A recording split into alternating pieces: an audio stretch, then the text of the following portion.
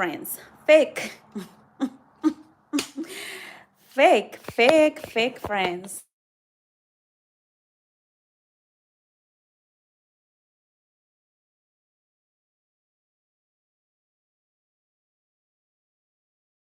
Fake friends. And yep. So let me fix this. Oh my goodness. This is one of them that don't work. And I've been charging it. So I bought this DJI mic. Terrible. It stopped working. Out of the blue, it kind of stopped working. See if I, it's kind of dead. Nothing. Like this whole thing is not working.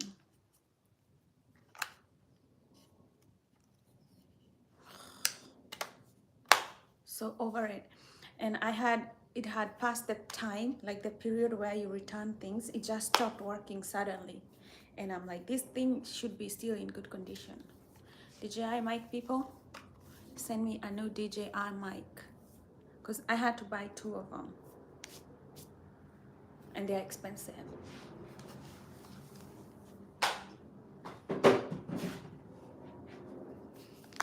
So anyway, life continues. Let me use this other one.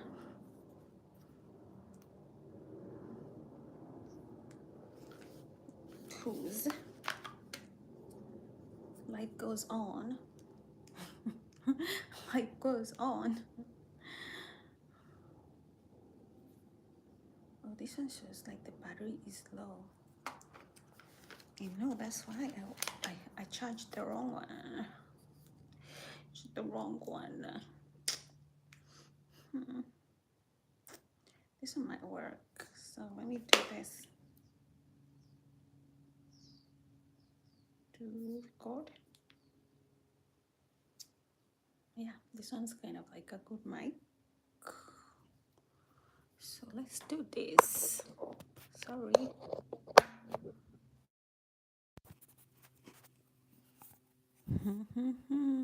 Working.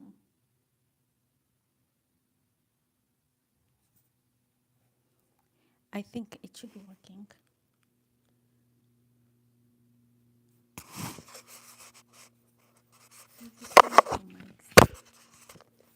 What's up? This one. Hello. Okay, it's working. Welcome back to live.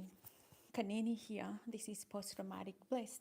I'm waiting for Shai to come over, but I wanted to start over because I had put this over I had put this to start at 9 a.m. Today we're talking about fake friends, frenemies, people who pretend that they are a friend, but when life calls them to be their friend, suddenly they disappear on you. I don't know if you've had like fake friends, but I, I have had my own share experiences with fake friends. They're not terrible just because they are fake. It's that they're like, they want to suck you dry, and when you need them, they're not there. When you succeed, they're jealous. And they always have that way of, putting in like shorthanded comments, like, you're not really my friend. So, frenemies, long live frenemies. Come on in. Come on in. Hey girl. Hey girl, Oh, you welcome. look pretty. Thank you. I love this dress. Oh my god. And you What? you look so good. You look so good. Oh, I did my hair. I You didn't see love it. it. I love it. I gotta get a whole look. You look great. You gotta get the whole look. Yes. Oh, look. This looks beautiful. Got the blue. Let me see your hair. Let me see the back. That looks so good. That looks so good. That was a good choice. Yeah. The dark curls does it. But let me tell you, these curls, if you wanna put them on. Did it take a long time? It took, but then I realized because it's very hard to go through how you are doing your curls, and Yeah. it's hard to kind of like Pull them apart. pull Yeah. them apart. And then I realized with oil, you can just like really oil it and it'll come out so nicely. But girl, I was discovering that like when it was like I'm all halfway. Oh, And that I'm should like, be your like signature look. This is such a pretty hairstyle on you. It matches your face perfectly. I love it. oh yeah. Yeah, I'm obsessed. Okay, so this is it. Yeah. This is it. This is what we'll be rocking around. The hair color, the lip color, the blue dress. Oh, eating down.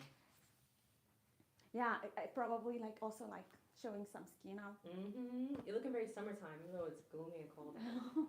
It's been cold. I don't know why. It's so gloomy. Yeah, it's gloom. It's the winter. It's the winter. It's winter time. Yeah. And I don't like it. What? I don't like it. I hate being cold. I'm a warm person. I'm built for warm activities. You're from if you have any African genes, you built for the warm climate. I am Okay. built for warm. I am not built for cold days. No, no. You know, What's the part of your life? What are you talking about? you know, today we were talking about frenemies. Ooh. Girl, yeah. But yes, frenemies. You know, today. That's a good topic. It is a good topic. It's like one of those things that you have to know to be emotionally intelligent. Oh, maybe we should put, let me see, emotional intelligence.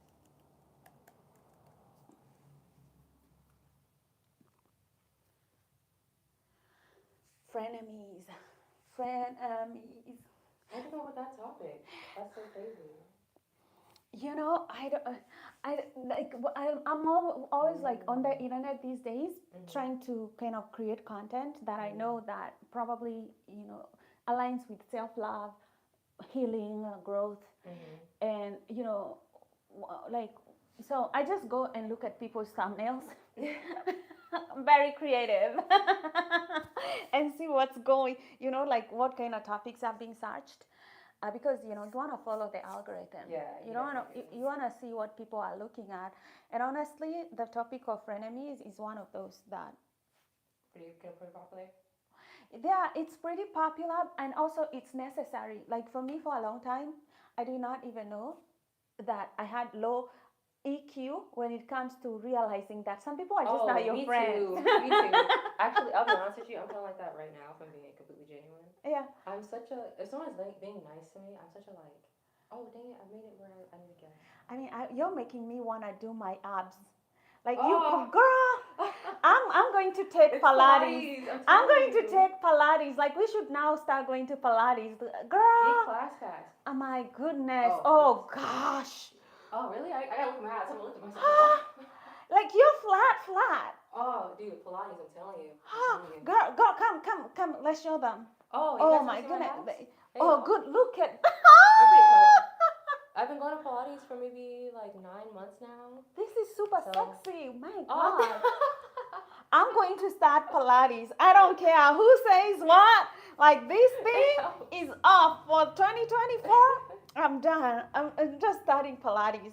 I cannot. You got to go on ClassPass, and we'll go together. I go like 2 times a week. 2 times a week. I can afford $40.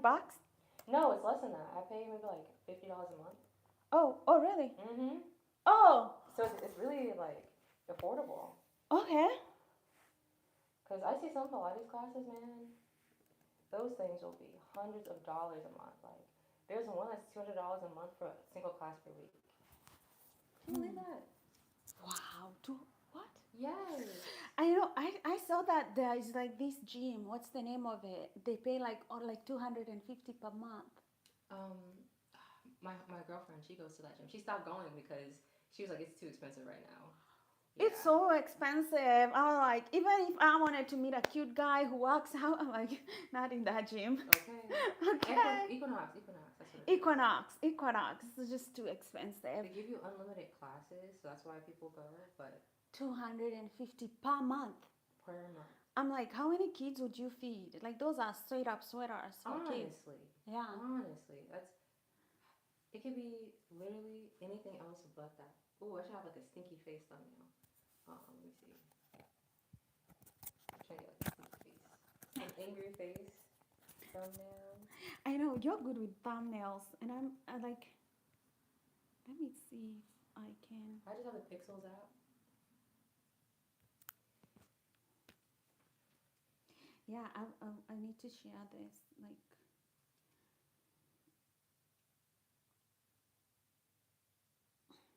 yeah, I cannot believe, how like we always fall into like frenemies, like fake friends. When I was younger, I was bullied so much. I mean, so much.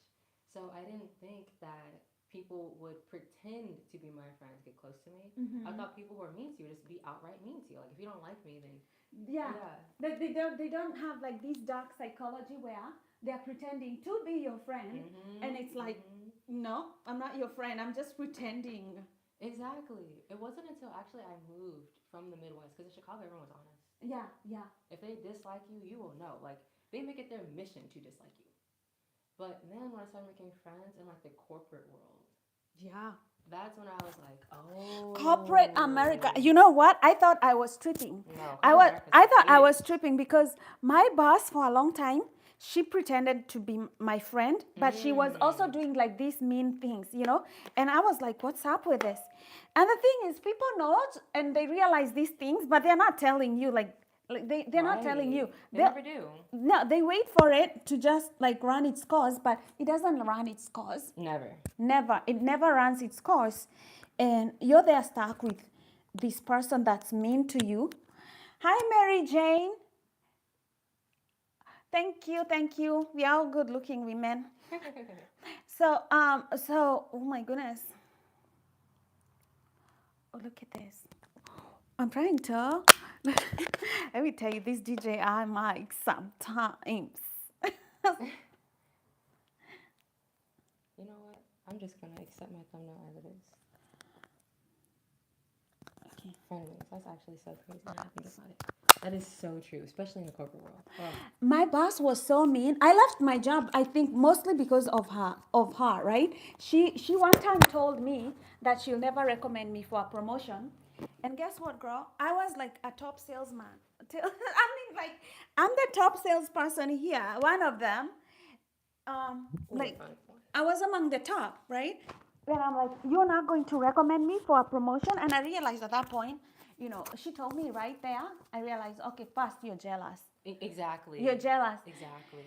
If there was like a conflict between me and the people under me, instead of like telling them, like putting them in line, because like there's always like here, you're here, and someone is here, right? If they're there, she'd be like, I'm going to take this person off your management, and if they take them off of like under my management, they give money to somebody else, right? Oh my gosh, what? Yes. And I was like, wow, that like there is like this girl would not stop at anything to sabotage me at all. How old was she? She was I think 29. 29. Yeah. Mm. Yeah. How long has she worked at your company? Uh how much she worked at my company? Mhm. Oh honey, it's coming like in front of the camera. sorry. Not no, yours, like your camera, it's not showing your camera. Oh, there we go.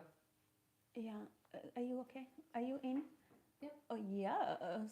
Okay, stay there. Stay there, honey. There we go. It's showing. Okay, can you move a little bit here so that I am so in camera? In camera. Nice. Okay, nice. We are both in camera. Okay, there. Yeah. We need some light. I feel We like need it's so some gloomy light. today. It's gloomy. Okay. So today we're going to be talking about frenemies and how to identify them. And I'm someone who's like so naively trusting. If someone shows me good intentions, I believe it. And since I grew up in a place where everyone was so honest about their feelings, it never occurred to me that people will just lie about being friends with you for no reason. Or they have like a secret rivalry. Oh, that is great. Yeah. Like they have a secret rivalry going on. Have you guys ever experienced that? Is it coming? Okay. Oh, that's perfect. Okay. Awesome. Oh, I can't get over your outfit. Can't get over it. I saw a dress like that actually when I was This on, from the thrift store. I need to shop for your shop. So yeah, you were working in corporate. You Yeah. had your sales job, and this girl was just like n- being awful to you. Awful, awful. And she was young. 29 is young.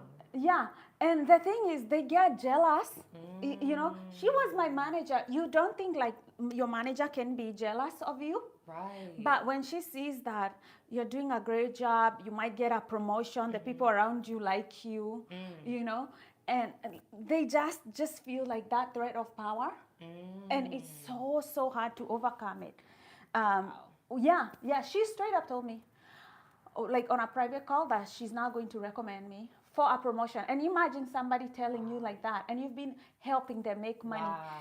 And Wow. I realized, wow. So I didn't even realize that, but she got up, she had to move to another location. Yes, she had to move to another location in LA. And so I thought, okay, let me go and buy her some things, like some nice go away presents, some things like that.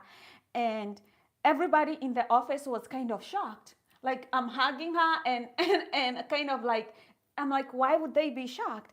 And I think they were shocked is like, after all that treatment, you know, after all that treatment, how is she being nice to? But actually, it hadn't hit me. I realized, like, after I left, I realized I had very low EQ. Oh, because I didn't realize she was being mean to you. Yeah, because I didn't realize. Oh, hi guys. Hi Russell. So today we're talking about frenemies and how to identify them. And Monica was telling a story about how when she worked at her sales job in the past, right? She had this manager that was just being so nasty to her, and it totally went over her head. I'm the same way. Like, if someone's outright mean to me, I can tell. But when someone is like low key or sly about it, I miss it. I totally miss it. I'm like naively, like trusting sometimes because I come from a place where people who are mean to you were just obvious mean. Yes. And I was bullied growing up, so people who were mean were just like, blah, here it is. So I didn't expect people to be like fake nice. Fake nice is what, nice. yeah, especially, and I think with black people, you never get a lot of fake nice, but when you come around like living with white people, you're going to get a lot of fake nice. And I'm not saying this to bash anybody, any particular race. I'm just saying what my experience is. Yeah. I have seen that with white girls, I've gotten always fake nice, fake nice, fake nice, fake nice. And, you know, right now I've just come to accept it. Well, you know, they're not really allowed to express their emotions.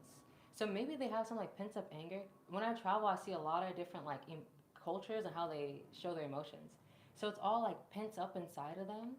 And they have these like microaggressions because they can't just outright get it out. They can't outright be mean. But for black culture, we can just outright be mean. Yeah. And it's fine. Like black people argue with each other all the time, and then you get over it right after. Yeah. You guys can have a whole fight, and the next day you're cooking, having fun. Oh, wait, Groovy Mod said, "Now they just aren't loud." Actually, that's a good point. Do you think it's better to have like these quiet aggressions, The passive aggressive, or be outright just pure aggression? I'd rather like pure aggression, like for me, so that I know what I'm dealing with. The thing is, like, okay, so like it can be dangerous to have an enemy who is masking as your friend. It's very dangerous psychologically. That's kind of the person who can poison you slowly until you die, you know, like stuff like that. And the truth is, they are poisoning you and your energy because a fake friends will be like, you look so nice, you know, but it's like fake, right? And you will not feel good. They'll just be kind of like interfering with your energy. It's kind of, for me, that's witchcraft. You think so? That's witchcraft, yeah. Groovy Med said, femininity should be soft, but thanks for your honest interaction. I'll leave a like for the nice vibes. Thanks, I appreciate it. And but you know what else I've noticed? Like the whole frenemy thing. I noticed that it was more popular in like the 90s, early 2000s, especially in like that media at the time. You had the mean girls, you had the like girl boss. Yeah. Raphael is in there. He said, say hey, Miss Carter. Oh my God. But you had like the mean girl, you had like the popular like type of girls, really what is it called? The boss babe type of person. Yeah. Like, I'm here to dominate the corporate world. Yes. And so I thought it was more of like a millennial Gen X sort of things. People who were between like 30 to like 40, 45. Yeah. My mom would tell me stories of like all the mean girls at work. My mom was a pretty lady. So she would have people who was very jealous of her. Yeah, if you're a pretty girl, you have a lot of jealousy coming your way. But at the same time, it's like how you choose to respond. And I think having this like complete, just missing it going over my head, It's- kind of. it, sometimes Help me. sometimes it helps you, it protects you, it insulates you, but it's only going to insulate you for So much, for yeah. so much, and Yeah. then your naivety catches up with the Catch up with you, reality. yeah. Because like especially people who are jealous, like I saw this girl who was a girl threw acid, her friend threw acid on her face because she was jealous of her beauty, right?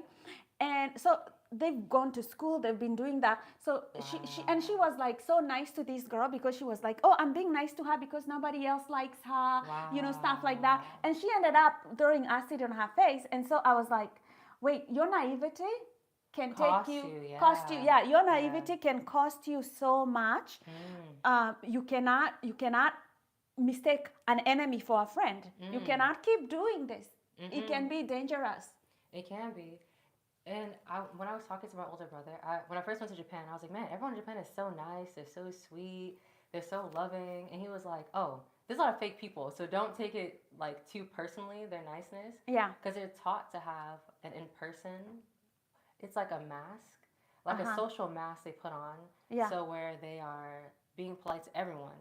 But the private mask might be, I just hate this girl. She's so annoying. Why is she eating so loud? That's too much anxiety, in my opinion. Yeah, I was looking at some of things here, and they said Ooh. some of things that you can signs of a fake friend, right? Okay. So like their inconsistency.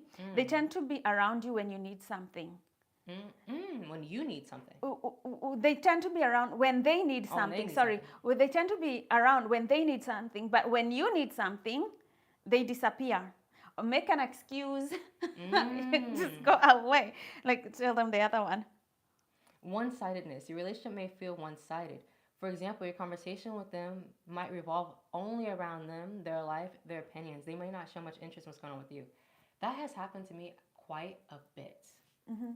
Oh my God, you look back at something and you think to yourself, like, I was definitely in a one-sided relationship. Oh. When I was 16, I had this friend, and she was Thai. And this is when I was, like, in my last year of high school. No, I was younger than that. I think I was like 14 or 15. Yeah. And everything we ever talked about, everything that we did, it was literally all about her. Ooh. Not a single time did we ever talk about myself. But I didn't mind that because I was like the listener friend. Yeah. I was a person, I would listen all day. Okay. You know? Yeah. And I like to listen, of course. Yeah. But there's a point too where you're like, man, I haven't said anything about myself or my life in a minute. And I remember like realizing that for like a split second when my younger brother came around and she was like, you have siblings? And I was like, we've been friends for 2 years. I have 5 siblings. Like, I am definitely not an only child. But when she didn't even realize that in like our years of friendship that I had other siblings, it made me realize like we never talked about me, not like one time. Oh, like we are talking Yeah. about basics of friendships. Like here, my family. I talk about. You must have talked about your family member. She just didn't want to listen. It's because it's just so impossible not to talk about your family. It really is, especially when you have a lot of them. Like, we're a whole like group. It's not like I got like a cousin who's 12 years older than me and lives in a different state. Like, Yeah. we're a bundle of people. Yeah, so one of the ways to recognize a frenemy is one-sidedness. Just it's only them, And Shai has given you a good example. Her friend, one whole year of relationship, and her friend could not name her family members of how many siblings she had, and I'm like That's crazy. shocked. It's just Crazy. them. Stop pouring into somebody like that, And then the other one is unreliability. Rarely keep their promises. That's what Dr. Dharma says. And you may find it difficult to count on them for anything. For instance, they may make plans with you and stand you up, and then they may promise to help you with something, and then flake the last minute, leaving you stranded, and they don't fucking care. Have you ever had that happen to you? Or have you ever been on the other side where you've done this to someone else? I really, really, really, one of the things that I learned back in 2012 when I was graduating Mm-hmm. from my bachelor's is that I have to keep my word. Yeah. I have to keep my, have I stood you up?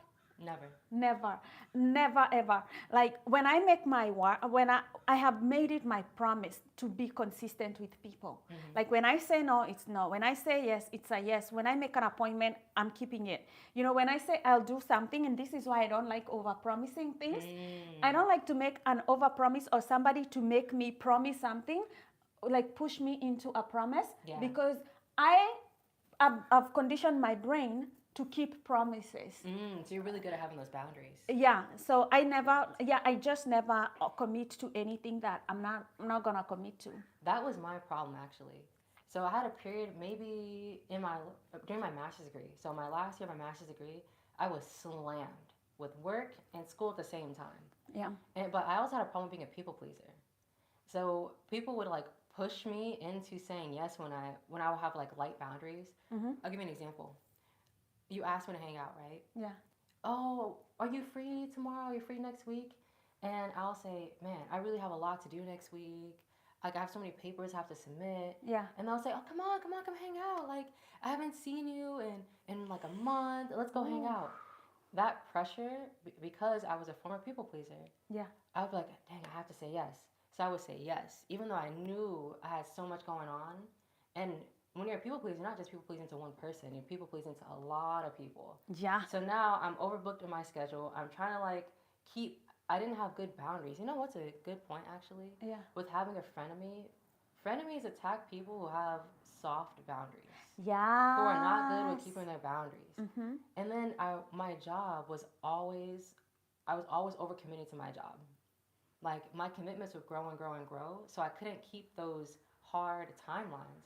And Yeah. I wasn't realizing this. I wasn't realizing like what a problem that was until I got a text from a girl that I was talking to, Mm-hmm. and I was supposed to meet up with her at like 6 p.m. But I told someone else I would help them move, and I said I have to leave at exactly 5 and change, right? So I can go meet this girl. Yeah. It was like 5:30. I was like, okay, I gotta go. They're like, oh, we have like just a couple more stuff. Come help me out. And I was like, okay, let's be fast. Well, we have to go out and eat. Let's go do this real quick. Yeah. Sometimes you can be the problem too, and it's okay to recognize that. Like, am I the issue? Because I'm thinking. I'm not seeing Oh. this. I don't know. there's Probably disappeared. there is a difference between being a frenemy and having bad boundaries. I think a frenemy is someone who's very malicious about the one-sidedness and the inconsistency. Yeah. You know. And when I started hanging out with more people who are from California, I started to see it a lot more. They'll say things like, "We should hang out. We look good together." Who hangs out with somebody because you look good together? You're friends. You're not fucking. You know, it's not like you guys are getting down and dirty. Like you guys are friends. What does I it know. matter what we look like together? Yeah. So Raphael Gina says, guess what? Your girl pregnant. Okay. And I'm trying to get if there are comments coming in. I don't know. I don't know why this chat mode is like this. Do you know I wish I knew. We're gonna call you Can. Can, he says, thanks for being real about yourself. Most women aren't accountable. You know, I do have to say there is a bit of like a lack of accountability in the female sphere why? Yeah. because we have a lot of we have been talking about the ways that like men have hurt us for a long time. And a lot of times we haven't had the chance to self-reflect and like talk about the ways we've hurt other people. Yeah. And it's okay. Like you can reflect and take accountability if you trust yourself to change. If you don't trust yourself to change, then you'll hide from what you need to do. Yeah. Another sign of a frenemy. Betrayal. Ooh, betrayal, that's spicy. Yeah. The person may not be loyal to you. They may share your confidences with others, talk badly about you behind your back, or even spread rumors about you. Yes. That's like that typical high school mean girl. Yeah. Have you experienced that since being like an adult? Oh, so many times. Really? Yeah, so adults are when it comes to people like sharing other people's confidences, like for me, it's like somebody telling me about something about somebody, and I'm like, I would never tell anybody this, but I'm not going to repeat this because I know I wouldn't want my shit like Just out there. regurgitated by by Mm, just about anybody. But then you realize that I can't trust this person to tell them anything. I yeah. am very, very kind of private when it comes to some things, like ever, like what I'm going through. Mm-hmm. Like there are people that I will not tell them if I'm going through a hard time ever, Mm. because I know it's just going to bounce off one person the other after the other, you know, like you can be the talk of town because of betrayal. Like there are people who are just waiting for something, and then so that they can light that on fire. Mm, yeah, yeah. They can light that on fire. And I think if somebody is talking negatively about so many other people, Mm-hmm. just know they are going to just repeat that. They probably feel negative about themselves. Yeah. I also think that happens in like group settings. So if you guys hang out in a group or they're part of your community in some sense, it's easier to like spread information. Because I've seen people who talk about situations in like an example sense, like, oh, I knew this girl. She hooked up with this guy, got pregnant the first night. It was so crazy, like one of those type of stories. And there's people who are like, Christiana, you know the one from church? Yeah, she was fooling around. That's the kind of people you're like, okay, that's betrayal. I Yeah. had a pastor like that growing up.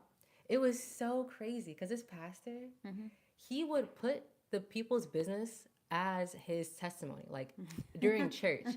So, because we didn't have confessionals at church, but you would like profess to the pastor. Church of God.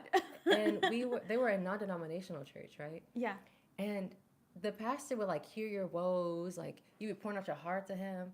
My husband's acting a fool. He drinking again. The next day, listen now, all the wives, to the husbands who are drinking, you gotta stay strong. You're like,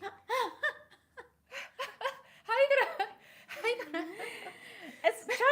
Church can be messy business. Church can be messy business because all these pastors who say that, like, they come with testimony, Yeah. like they're like, oh, God spoke to me. Now God did not speak to you about somebody else's business.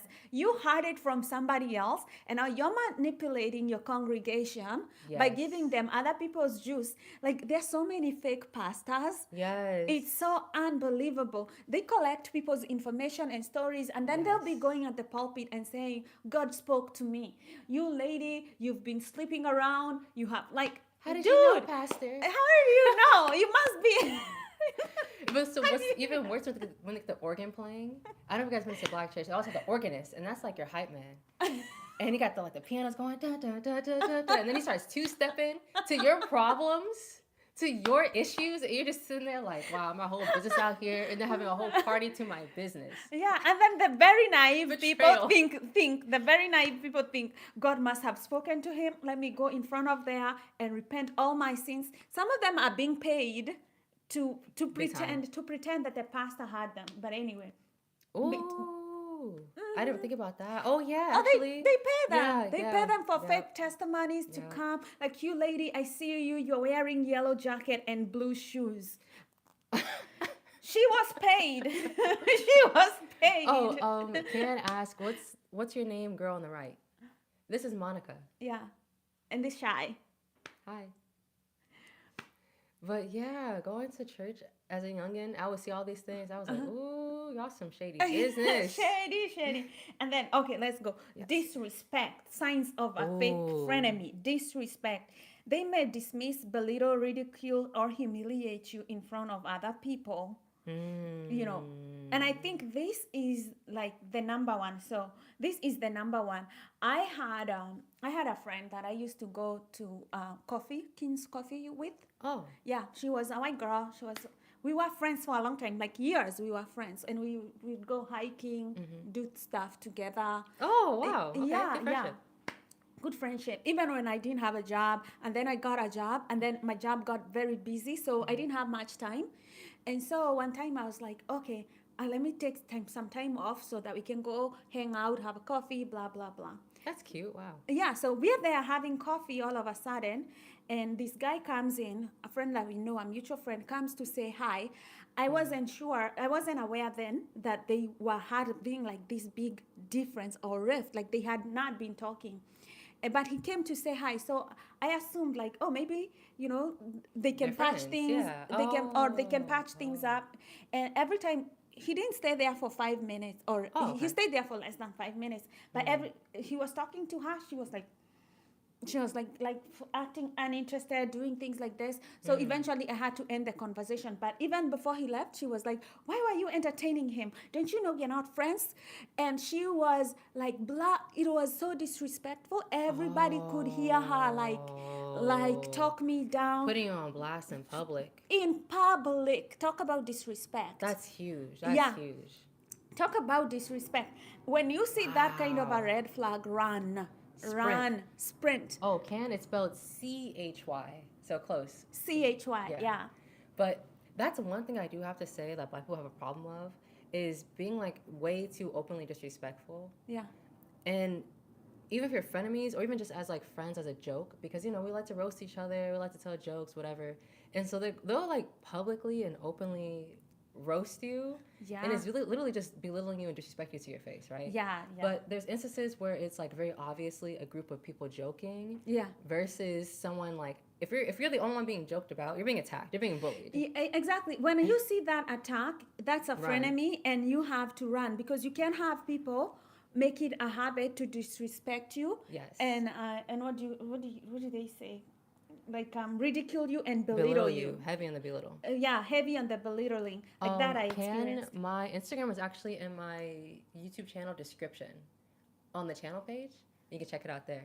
But heavy. And when I was on vacation. And her Instagram is Shy Solo. Yes. CHYSOLO. Mm-hmm. But when I was in Thailand, I was grabbing some food. And I was singing this like high rise because, you know, it's such an affordable place. You can live quite nice. Yeah. And I saw this couple, this black couple, and I heard them before I saw them.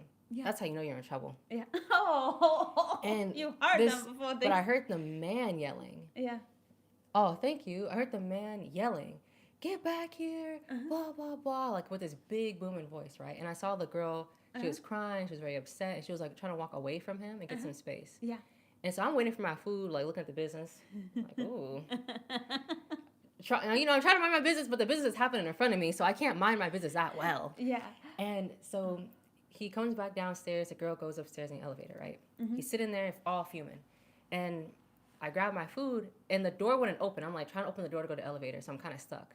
And so instead of trying to hide from the awkwardness of the situation, I turn to him and I say, listen, man, no matter what you do, you never want to disrespect your partner in public, because then you give leeway for everyone else around you to think they can disrespect her. Yeah.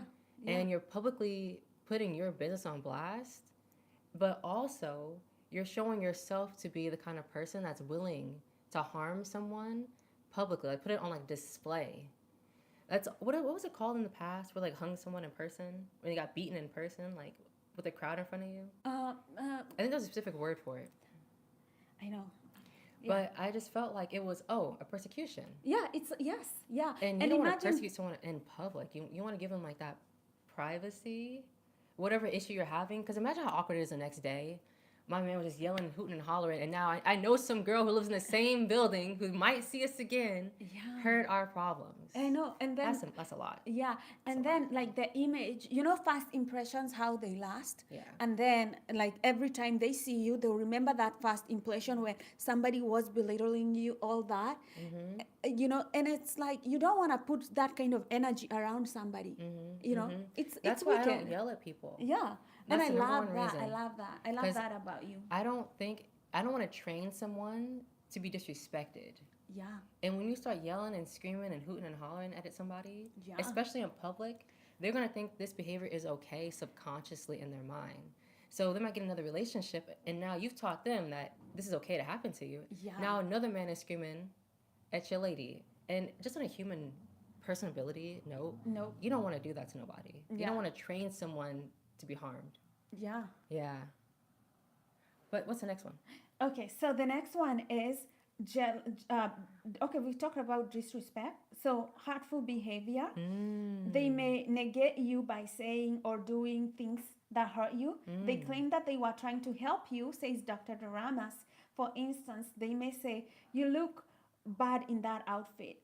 I'm only being honest. I'm just trying to help you." I don't know. I Ooh. mean, some people can say hurtful things, like very. And I've seen like, especially men who like to body shame their women. You know, okay, so what? She's gained a few pounds. You know, or she's had a baby and stuff like that, and they'll be like, I'm not just trying to disrespect you, but this other girl also had a baby and she, you know, she's perfectly thin. You know, comparing you, saying hurtful things. Ooh. Like if you find your friend consistently saying bad, hurtful things, Mm-hmm. just understand that they are not your friend.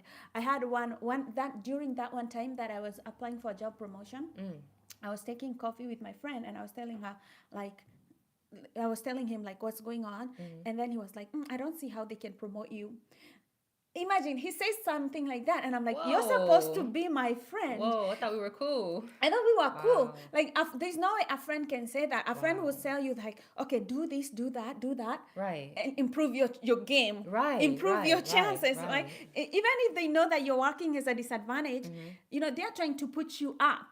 You Yeah. know, that's what a friend does. Right. You know, they try to put you up, but not to like you. Shoot you down. Yeah, that's when I realized, oh, this person. Okay, that was not the only comment that he had said in the Oh, there was past. more. Yeah, there was more, but like Wow. this time, like I started realizing, oh wait, like there is some sinister jealousy here or something that I don't understand here, and I was like, oh wow, like you Wow. haven't been my friend all this time. Wow. You know, all this time. Wow. And this is a person that I had encouraged when they were about to divorce with the wife. I was telling him, don't, just stay, it gets better. You know, when your kids go to college, it'll be better. Just stay. I was like, me, I've been your friend. I've The been whole time. consistently trying to put you up and up even during like hard difficult times. Right, And I was right. like, now you're gonna say those kind of hurtful things To to me you. and I'll be my friend. And I was like, okay, you're Um, done. Krishna said, there's any such friend, you're your only friend. This realization. Yeah, if somebody is acting like that towards you, you need to stay with yourself. You know, I've had people who do things like that, but in a lot more subtle way. Actually, I've been in a position where I've said something like, you probably want to change, like the outfit doesn't look the best on you. But the way you keep this from being a disrespectful thing is your tone and what you suggest otherwise. Because if you just leave them with the, you look bad, then how are they going to improve? What else are they going to do? You should say something like, you know, that's not the best color. How would you try like a green? Or how would you try wearing a different shade? Yeah. Tone matters a lot. Oh, you know what though? When I was in middle school, I don't know if you guys remember this, but like during like the YOLO era of things, being blunt was like the coolest thing you could do. No, however blunt you could be, like I'm so honest, I'm so real, I'm so blunt. I hated that because it was just a way to be disrespectful to people. And I went on a date with a guy, and when we were texting each other, I told this story a couple days ago. Yeah. When we were texting each other, he said to me, he was like, I usually no, we were at dinner. And he said, I usually only date girls who are like under 130 pounds. And I was like, that's interesting. Cool. And I kept eating my food. And then later that night, we're talking. Then he says to me, yeah, you know, you really could like definitely be a model and definitely be on the cover if you lost like 20 pounds. And I was like, okay, that's the second time you've mentioned some weight loss, 2 times. And then I get, over text, even before we went on this date, he mentioned to me, he was like, yeah, you have such a gorgeous face, but you just got to chisel your face a little bit more by losing some weight. And I thought to myself, He's this is attacking somebody you. who's mentioned 3 times politely that I need to lose weight. Yeah. That's crazy. That's too much going Yeah. on. You know, he'll be attacking you I was over your like, weight. If you get into this person, it will be like you. Like it will be this Yes. whole like mind about your weight Yes. dominating the relationship. But wait, let me stand up and show you what I'm working with. Oh wow, look. If I lost 20 pounds, I'm gonna die. Yes. Yeah. I'm actually gonna perish. Yeah, and I think that's why self-awareness is It's important. so important. It's important when you love yourself and you know what's good for you. Yeah. Like people can just come and attack you, body shame you, say things, you know. Like I regret not being more emotionally intelligent and loving myself more to kind of like get it the first time and Walk away. walk away. Because all those people who are frenemies were a total waste of my time and energy. Exactly. Hold on. Oh, but you know what's so crazy? this is when I weighed less than I do right now. So I was even slimmer than I am right now. He was telling me this. Mm-hmm. So some people have these crazy ideologies towards themselves. Yeah. And they project it on you. So if someone's being hurtful and mean to you, they're projecting. This man had a whole 6-month-old baby he was carrying. Yes. Ooh, and he's talking And he's about, talking you. me. The projection is crazy. Crazy. I was like, no, you guys are going nuts. Yeah, I know. Shai has a beautiful body. It's Oh, on a thank buck you. for sure. We can agree that. Okay, so and then do we talk about jealousy? No, jealousy. This Ooh.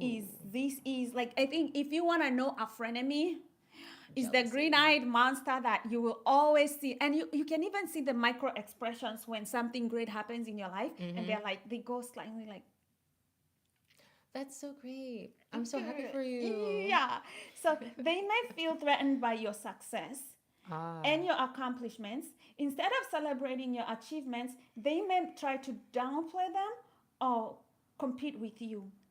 Ooh, that's heavy. Have you met people like that before? I'm sure I have. It's just that I have a good memory. I have a bad memory when it comes to people who are so bad in my life. You know? Good. That's lucky. I'm That's lucky.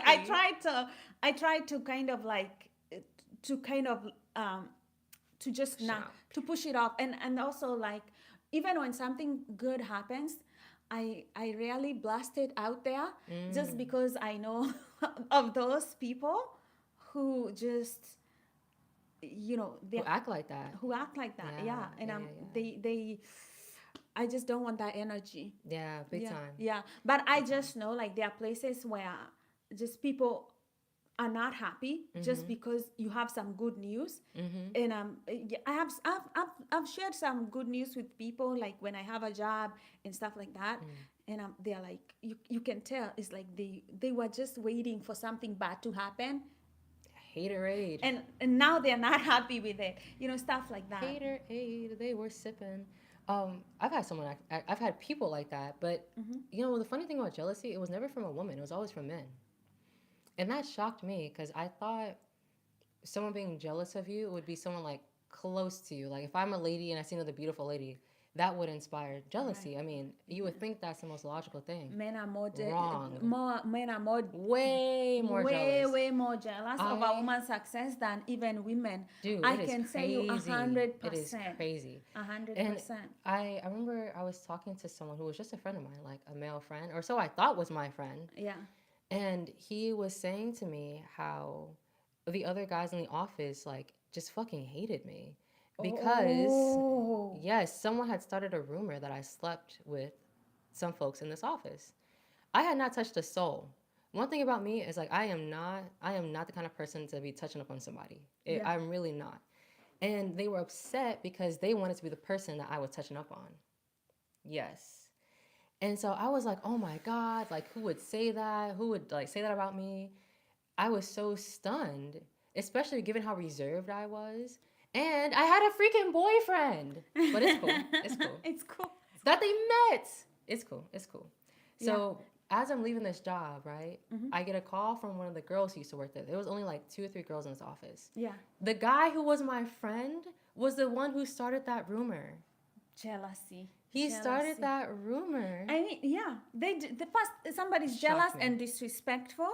Like, it's so bad when you know it's your friend, and you know, like, I should have known because he would watch these podcasts like Fresh and Fit. You guys know Fresh and Fit podcast?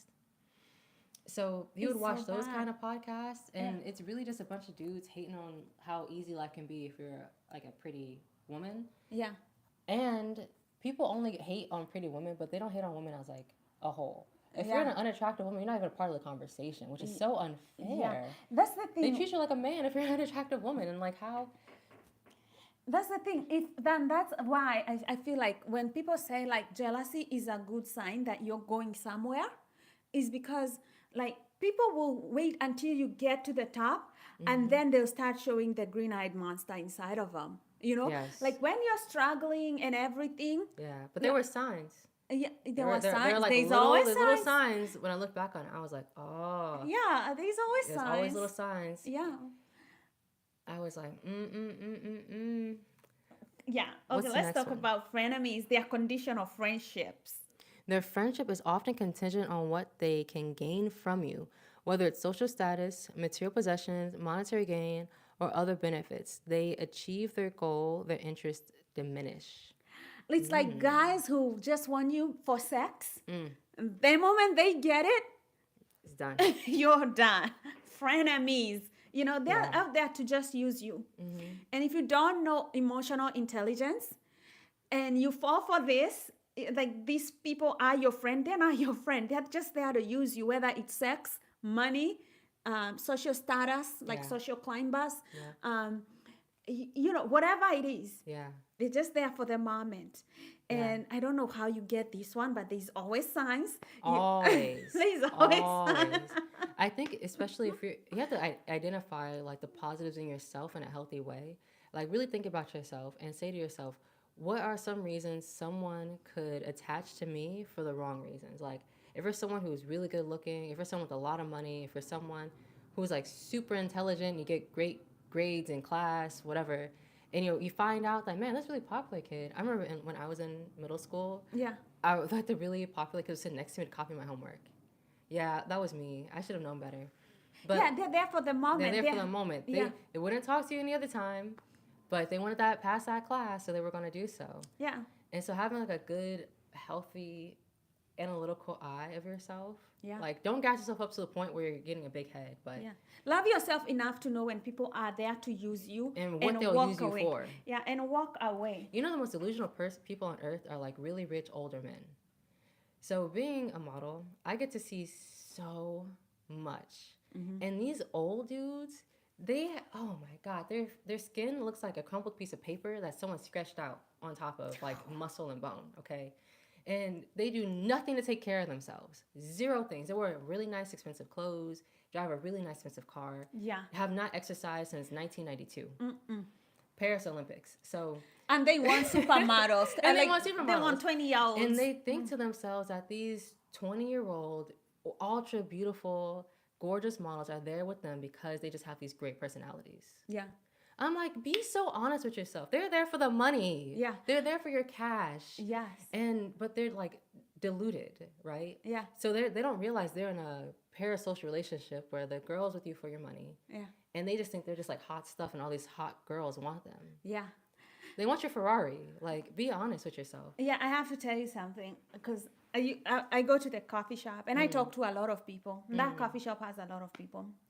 So I was talking to this guy, divorced, has kids, divorced, whatever. If your wife divorces you and you have money, it's because you have a nasty personality. I'll just, that's what I have concluded after talking to so many divorced people. Let me try to brightness on my phone. That is so funny. Eh, If your wife has divorced you, you Yeah. have a lot of money because you have a bad personality. That is funny. Nasty, right? And so, so here's the thing. He was like, maybe you should start a dating site, and then you can help all these people who don't have a dating site. I'm like, all right. Okay, if I could start a dating site, they're like, oh, there's so many men who don't want to be accused by the Me Too movement. I'm like, so they have money, they want to have discreet relationships. I was like, a man should be able to know that he's going to spend money. Either you get married, wives are one of the most expensive people to maintain. And then if you also want to have side chicks, now side chicks going to be like, oh, you don't want a relationship with me, but you can just have sex with me and that's it, right? Like that doesn't exist. And so I was telling him, like, I cannot be a dating coach or the facilitator of of a facilitator of this ugly relationship where you're thinking about women and you're thinking about money. You're not thinking about any kind of emotional support that you have to offer this woman. Like I was like, I cannot be a dating coach. I'm not gonna facilitate this because this is sick. This is, So wait. He wanted you to be a dating coach for side pieces. Yeah, exactly. Wait, there was a because website. because he's like, they should sign an NDA, something like an NDA, so that there is nothing like Me and they Too wanted movement. that for free? Not I don't even know why they want it, but for me That's it was crazy. like, this is the That's abuse of crazy. the woman. in her sacred body, because at any time a woman says no, it doesn't matter. Dang, this guy is nuts. I I see know. why he got divorced. His poor wife. Yeah, I was like, Wow, I don't what a know. nutty guy. This is what like these old men who are divorced, they like, they want to have like these extramarital affairs, and they think that there is no, they're so naive. They think that there will be no consequences about them. You can just use people and dump them. Either go into, they're like, oh, these women want money. As a man, like, what you should know that any kind of a relationship with a woman will cost you money.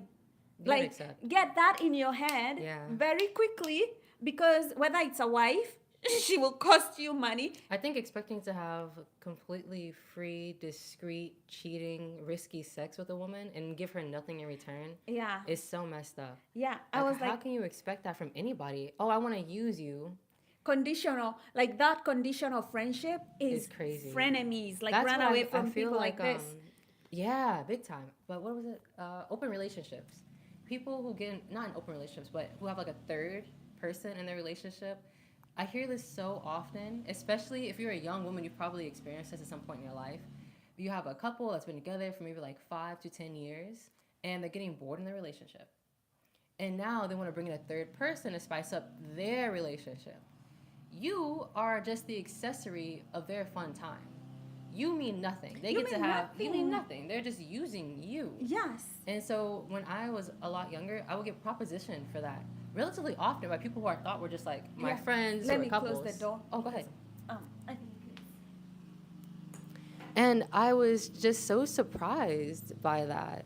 Like, what do you mean you want me as your third in your partnership when I have nothing to do with this relationship? Where you're just gonna like, you want me to bone you both and you guys have to have this great time, feel restored, and I just go home. Offered nothing. Nothing. Not to say that those who do agree to partake in that dynamic are bad in any capacity, but it's just, even feeling that way, like you just want to use somebody, is Yeah. crazy. And give me nothing in return. Like, right. but the worst part of that whole thing was that the boyfriends would always look horrible and their girlfriends would be so gorgeous. I'm like, the nerve of some people to have these gorgeous, beautiful girlfriends and look like absolute just. You ever seen the Troll doll before? Remember that? They were so popular. They were so popular like from like 2016 to like 2020. Yeah. They look horrible and they want another lady in their dynamic. Be happy you have someone who wants to touch you. Anyways, it's all good. It's all good. Yeah.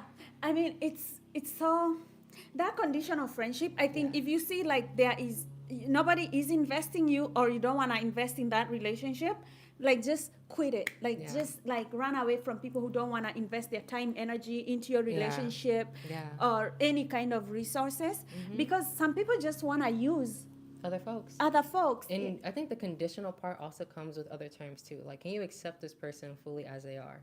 Yeah. And you have to ask yourself that genuinely. Can I accept this person? Because maybe they're just, they're into things that you're not into, whatever. Yeah. And if you think to yourself, I can't really accept them as they are, and you still be friends with them, you still interact with them, that's unfair, Yeah. I think. That's when it comes to a point where you might be using somebody. But what else do you have in this list? Okay. Another sign is manipulation. Ooh. They might use guilt, manipulation, or emotional blackmail to get what they want from you. Guilt is a heavy one. Yeah. If you are a people pleaser, you have to deal with guilt a lot. I mean, Heavy. anybody using guilt to manipulate you, who to get what they want, like run away, like. What does that look like? Give me an example, Monica. Okay, so like some people will be like, let's say I just want us to maybe go to a place, right? And I'm like, oh, you never do this. I'm always waiting for you. You're never here. Stuff like that. Or women, like a lot of like Jews in the Jews community, like Jew people, they complain about their parents using guilt. Really? Yes, like it's like a Jewish thing. Like they always complaining that parents especially give their kids into things like, oh, like if they don't, like you should have been a pastor, or they should be like a rabbi or a doctor, you know. Otherwise the parents start thinking, saying like, I've poured so much into you, you're not, you know, all this, like they want their kids to be a particular person, and then they guilt them into becoming that person. And it's everything, even their food, right? You don't eat kosher, you go to hell, you know, kind of like. A lot of parents do that. A lot of my parents did that for sure. They would guilt me by saying like, I gave birth to you, I brought you into this world. You wanted to be a parent. I did not want to be alive. You took it on yourself. So I don't know how that was like a useful excuse. Actually, that was such a common theme in my life as a child that made me feel guilty for just being alive. Yeah. And so when you're having this foundational feeling of like, okay, here I am, I'm alive, and I feel guilty about that because someone guilt tripped me into doing things for them because Yeah. they brought me into the human existence against my will. Yes.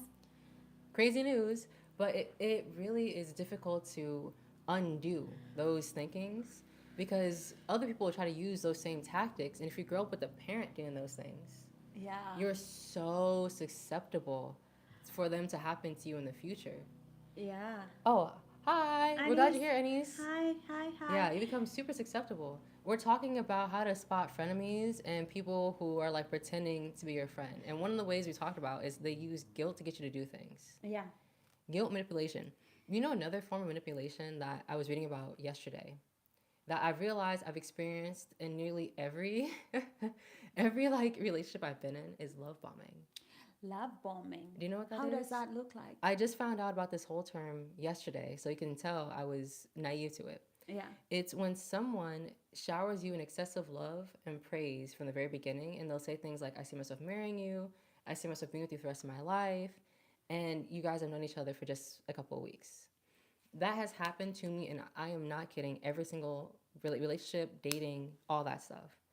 And I was thinking to myself, like, man, maybe I'm just that girl. Maybe I got it like that. No, don't be naive. Don't be stupid like I was and thinking, like, oh, of course people feel that way about me. They're trying to like manipulate you and eventually get something from you, whether it's sex or a relationship, whatever. Because I really believed that too. Because since I saw so many like love stories and I saw like my older brother, he met his fiance and like knew she was the one from like the first date, right? And so you get conditioned to believe those things, but that's another way a lot of them end up manipulated. And in bad relationships is people will say the whole like, you're the one for me from the first date. Yeah. So let's look at how. I think okay. So there's this how fake friends can take a toll on us, but I think we've talked about some of that. And then they can things like they can make you cynical, you know, stuff like that. But how do you deal with it? How do you deal with fake friends? Like let's deal with the fake friends. How do we deal with them? So somebody says, yes, trust your instincts. Listen to your guts. If something is off about the friendship, don't dismiss your intuition. What do you think about that? I think that's so true. Most people who are trying to manipulate us try to tell us to go against our instincts. Have you ever experienced that? Someone is like, you know something's up, so you ask them about it, and they're like, no, of course not. Yeah. What are you talking about? You're being crazy. You're being crazy. They're telling you you're cynical. You know, and you start doubting yourself. You start having low self-esteem. Yes. Because you're like, how am I? You know, these people are kind of narcissists. They're playing your psychology so bad. And you might think like, I'm going crazy. You know, and it's like, just don't. If somebody is being a frenemy, trust your instincts. Trust me. And you usually feel something's off with the dynamic or relationship pretty early on. Yeah. But in some way, you've taught yourself to like ignore your instincts. Yeah. Your instincts are there to protect you. You know what happens is that, okay, so we get into a friendship. Friendship starts very nicely. You know, you share things in common. You're happy. You're friends. You go places.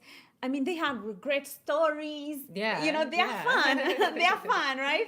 So they kind of get you hooked, you know? Yeah. And, you know, so within that time you're getting these mixed signals, but you're like this. It's a lot of it is good. You feel right? great. You The feel highs of a new friendship, new friendships or new relationships yeah. can't be beat. Yes, right. And so you're riding this high because this person is so good, you're ignoring all the red flags. You're ignoring and ignoring, but we are telling you trust your instincts. Trust them. Trust them. Don't Trust get them. so caught up in the hype of it that you don't recognize. 'Cause one thing that I do is I always like replay key information about a conversation in my head later on. And I've done that. I've done that since I was like maybe 10 or 11. Because sometimes when you're talking to somebody, you're just so involved in the conversation. But when you replay it in your head, you're like, wait a minute, that was kind of fucking weird, wasn't it? Like, that was a little bit strange. That was a little bit strange. I had the same girl I told you about. She would tell me things about how when she thought about doing drugs, and at the time, you know, when that's like one sentence in like a 5 hour long conversation, you miss that part, right? But I remember thinking back to myself like, why did she say that? That was so weird. Like, what do you mean? Or a lot of times, some friendships I did not get into, like I'll meet a lot of people, and if they talk about casual drug use, I'm out. I'm out. I know. I met this one guy, and I thought maybe we could have, a relationship with. But then he said like, my parents were narcissists, blah blah blah blah blah, and then somehow said I used to do meth, and I was like, what? I know. Nuts. I know, and I was like, meth is like the one thing that you have done it in my Look. life, being anywhere close. It's nuts.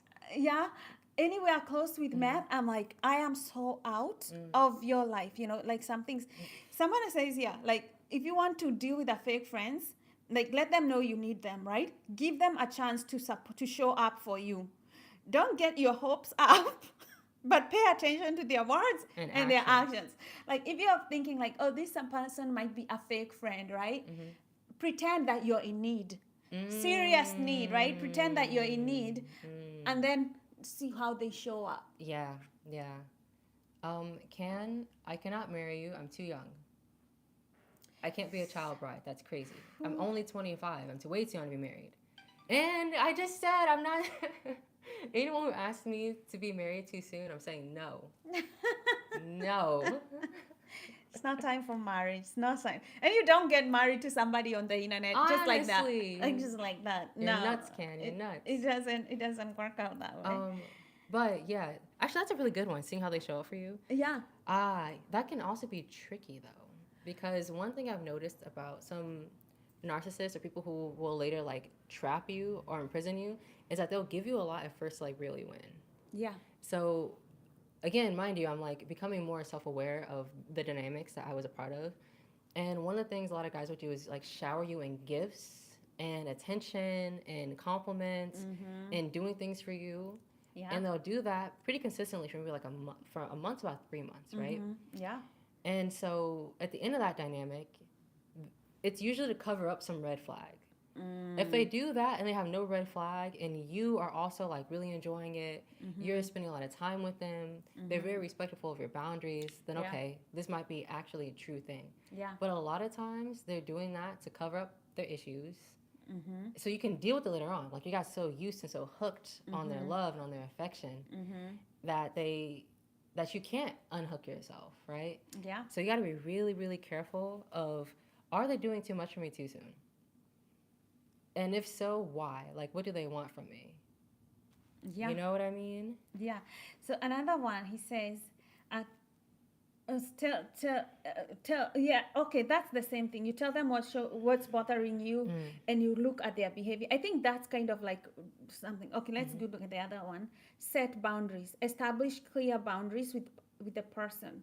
Don't help them or lend them anything unless things change, says Dr. Deramas. Like, you have to set boundaries. Like for me, okay, if you really want to keep them in your life, you can set boundaries. But for me, it's like, if I realize that you're not my friend, you're actually an enemy masking to be my friend, you're out of my life. Yeah. Out of my life. Like, I'm not even setting any boundaries. The boundaries that I'm setting is, you are now my enemy. You're in the enemy territory. We have no business together. You know, one thing I've learned, I'm learning about lesser evils.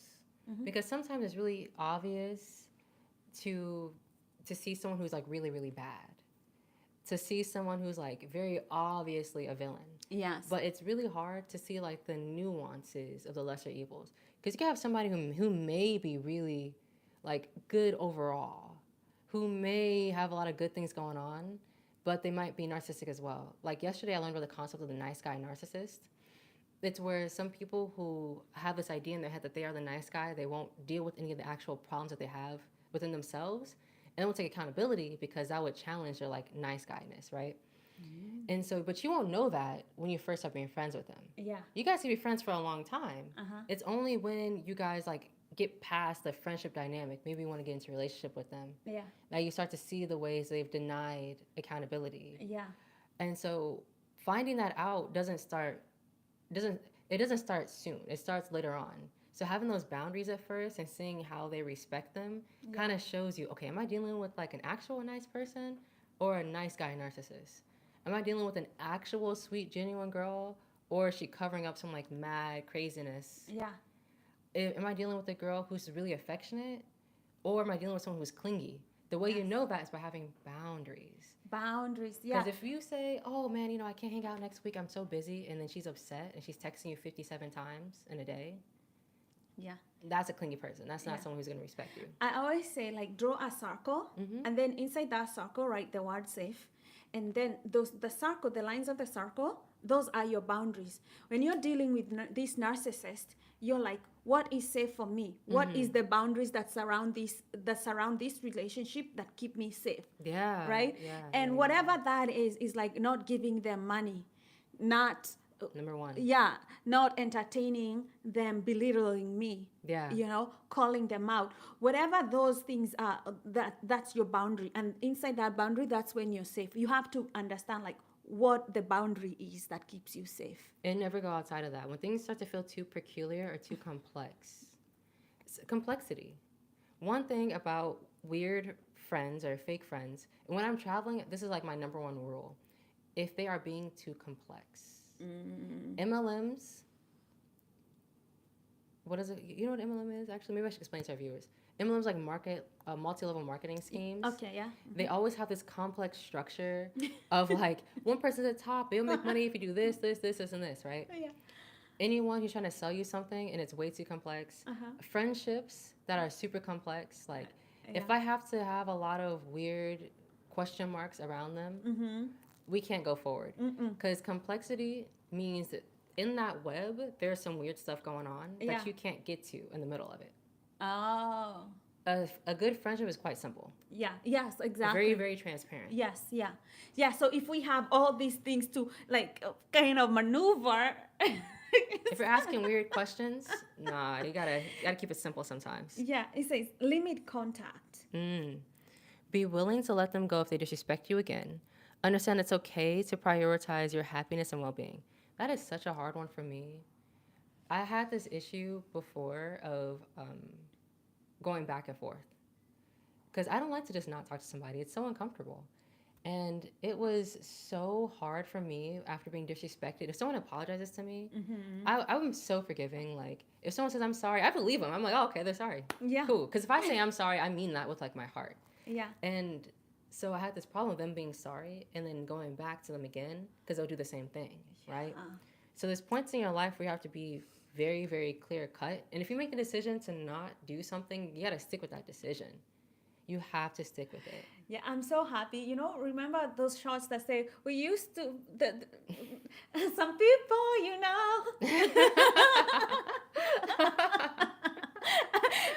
what has the most, is like, you don't even recognize them. I can't remember that song. That's actually a really good song. Yeah, it's like you limit contact with them so much that you don't even know them anymore. Yeah. We used to be friends, but people do change. That's the sad thing. But I'm like, if I realize that you're not my friend, like anybody's not my friend, for me it's like I'm going to limit contact so much that you will not even know who I am anymore. That's the goal. You have to. That's the goal. And out of respect for them. I had a friend earlier this year who I had to stop talking to because she was way too emotionally dependent on me. Like, way, way, way, way, way. And when I established those boundaries, she would just straight up ignore them. After some time, it wasn't at first. It's the hard part is like it never happens. They might respect your boundaries for maybe like a month, 2 months, but then go right back at it because they didn't change the behavior in them. Yeah, yeah. And that's how you know. That's how you know. You just have to stop talking to them. You don't have any other options. When it comes to frenemies, I think the biggest thing for me is like choose you. Choose yourself over them 100% of the time. You know, whatever it is, like just love yourself enough to keep choosing you. And then the other one is seek support. Seek support. Talk to trusted friends or family member about your feelings. If you have trouble coping with the impact of their actions, reach out to mental health care providers support. My go-to support system is my older brother. I say that because when I was going back and forth with my mom and her issues, my brother had just cut it clean cut. He was like, that's enough of that. He's so good at having clear boundaries. He's so good at it, in fact, he will drop a girl like a dime so quickly if she shows any red flags. And I would be like, dang, D, all she said was that she liked $200 makeup. I don't care. She's a gold digger. I'm out. She gold digger, bye. Like, he was so good at leaving bad dynamics, and he was so good at his boundaries. Yeah. I knew I could trust him to keep it 100 with me Yes. at all times. Like, Yeah. you gotta have those, like, no bullshit, no, like, cupcaking real people in your life to tell you straight up, because sometimes your own feelings can be deceptive. Yeah. And your support system has to be, like, really strong with you. Like, don't coodle your feelings too much so you know what's up. Yeah. We're talking about frenemies, people who Yes. mask to be your friend, but in reality, they don't even wish you well. They No. want to use you, or, you know, they have an agenda. Yeah. They have an agenda. And so, another thing they say, like, practice self care. This is how we deal with them. We practice self care. And they say, and do things you enjoy. Focus on the things that make you feel good about yourself and your life. Yeah. Yeah. Sometimes if you don't have enough hobbies, you know what I notice? A lot of times frenemies come at 2 points in your life. At your absolute lowest or your absolute highest. When you're like in that middle space, sometimes you don't really get that. Have you noticed that too? Yeah. And I think that goes to like I don't know what to know. I was looking at this and I was like, there's one that says there's one that they were looking at and they were like why they do these things. Like what, and I'm trying to see like why they come to your life to do these things. Let me check. You just continue. Ken said, let's go to the bottom. Shy, you think I'm BS. Ken, have you ever had a time where you had to deal with some fake friends or just fake people in general? Or have you ever been the fake friend or fake person? We're all about accountability. So if that's been you at some point, you can talk about it, then you've obviously changed. But tell me about your experience. Oh wow, Shai, this interesting. These are different types of fake friends. Oh, different types. There's Different variety. types. There's variety. Variety packs. Yeah. So there's some. Okay. So the first one is the fair weather friend. You know, I mean, fake friends are frenemies. Fair weather friends, false friends. You know, fair weather friends are the ones that when times are good, but nowhere to be found when times are tough. Like that's a fair weather. It's only like when you have success in your life, when things are happening, these are the friends who come. Like they're just there for when good things are good. You know, I don't think I've had any fair weather friends. Mainly because I never really talked about my problems with my friends. This is a new thing for me. Yeah. So whenever I think people just assume things are always going perfectly fine for me forever. I'm kind of like the same. You know? I'm kind of like the same. Like I go through problems like pretty much everybody, but I like just keep it to myself. I just keep it to myself, Yeah. right? And I realized that I better get somebody professional, like a therapist. So if I go to my friends or my relatives about my friends, and they're not professional enough to deal with them, then I'm give you just bad open. advice. Yeah, they give you bad advice, or if it's really not a good friend, you're just opening up yourself for people to just not care about you. Yeah. So I'm like, I'm out of there. So, you know, like they're fair weather friends. Okay, now look at the other one. The opportunists. Opportunists are always looking for what they can get out of the relationship. They'll be around when they need something from you, but they'll disappear when you need help or support. Ooh. Yeah. That one, I feel like that one is so obvious, actually. I think that's like the pure definition of a fake friend. Yeah. There when things are amazing, gone when they're not. Yeah. But this is the difference. This is when they want something from you. Sometimes you use up your value. Yeah. Oh, like I said before about the girls who are like, we look good together. So what happens if I don't look good? Right? Uh, that's a big part of like relationships people should really contemplate on. Yeah. Like the people who say things about weight or how about someone looks, you gotta really love their soul Yeah. because some fair weather friends are fair weather partners. Yeah. I have seen like men who get married, and there is this statistics that goes on and on that they get married to a woman. If she gets sick or anything happens, Yeah. they are out Out the that door. at the door. And Out the this is door. somebody they married before God, and said that I'll be this with for sickness and for health. Yeah.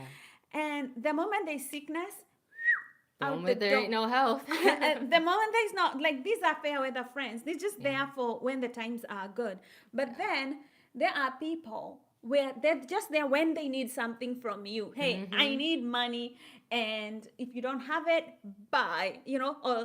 Or like friends who just come to your place because they need a place to stay, or because they need some place to eat, and then once they are on their feet and whatever, they never want your number. They never want to talk. When things are good, they have other friends.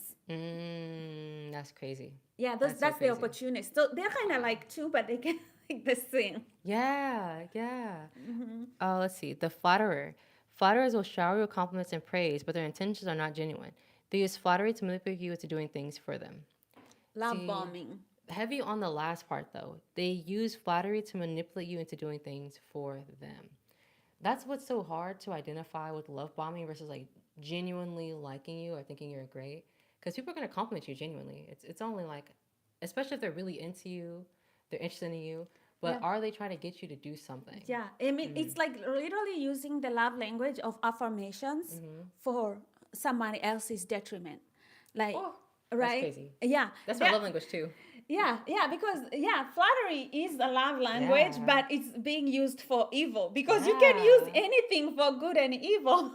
Anything. Anything. But heavy on the like, some people who are insecure on the inside, I always tell women this: if you have some insecurities, go in there, root them out. If I could say that forever, I'll tell every woman of every culture, every place I've been to. That's like the number one problem ladies have, and the number one way they are exploited by the insecurities. Yes. Yeah. No matter how they look, what they do, like you gotta find it. Because when a flatterer comes around and they're making you feel good, making you feel pretty, make you feel all the ways you never felt about yourself, they have too much power over you. Yeah.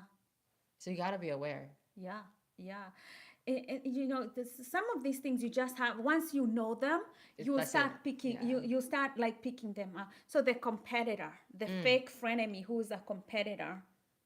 They downplay your achievements, undermine your efforts, and try to one-up you to maintain a sense of superiority. Oh, my mom was like that too. Oh my gosh, every problem I've ever had in my life probably comes from probably comes from her. Yeah. You're a threat to them. You doing well, you're a a threat. threat. Is a threat. Yeah. On one hand, she would always like praise my academic achievements. On the other hand, she would always like demean them. I think it was because, in a way, she wanted that too. Wow. A lot of mothers are the fake friends. Like they have a deep jealousy of their daughters. If you think about it, Ooh, Yeah. Just said it. you know, a lot of You just mothers, said they have like, okay, they sacrifice their bodies for their daughters. They're getting older. The daughters entering their prime as they're exiting their prime. Yeah. And maybe their daughters are doing things that they didn't have the courage to do, Yeah. like not getting married and having kids early, or just decided to go their own way and have their own happinesses. So those moms can feel so jealous and sabotage them so much because also I saw a video of one girl crying on the internet because she just realized how bad her mother had been throughout her life, criticizing her, like just like making sure that she's sending so much bad energy that, she didn't realize how much toxicity she was living in. wow. And it was coming from her dear mother, her beloved mom. Yeah. And the mom was poisoning her life with bad energy, down, Wow. belittling her, like making her feel like she's not good enough because the mom did not want her to do better than her. That, you know what I was told? That in the Vietnamese culture, that they're very much that way. Like they hate seeing other Vietnamese people do better than them. And they're kind of like crabs who will pull each other down because they just don't want to see someone else get ahead. Ooh. How about like older women in the workplace? Oh my God. Yeah. They are so jealous about the younger women. Yeah. Oh my goodness. You know, I was worried about that because remember, I used to work in an office where everyone was at least 20 to 30 years older than me. Yeah. And I was literally a teenage girl. So I was like 18 or 19, Yeah. working in a team with much older people. And I was like, okay, how can I avoid that situation where like the older woman jealousy? And since older women often have kids, you can activate two parts of them because you have to be quite strategic in these endeavors. Otherwise, you're gonna get just demolished, right? Yeah. You activate the like mother instinct by being cute.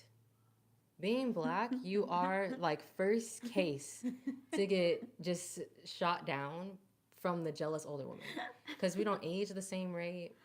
And I think a lot of black women are way more empowered in their roles, so they don't have that built-up resentment. Whatever resentment they have, they let it out. Right? Yeah. Yeah. And so your options are either get struck down or like activate that cute sensor in them because when someone thinks you're cute, they don't see you as a threat. Yeah. And so I was like, okay, I'm gonna have a tiny element of that.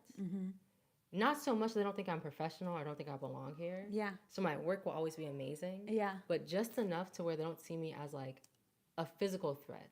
Yeah, yeah.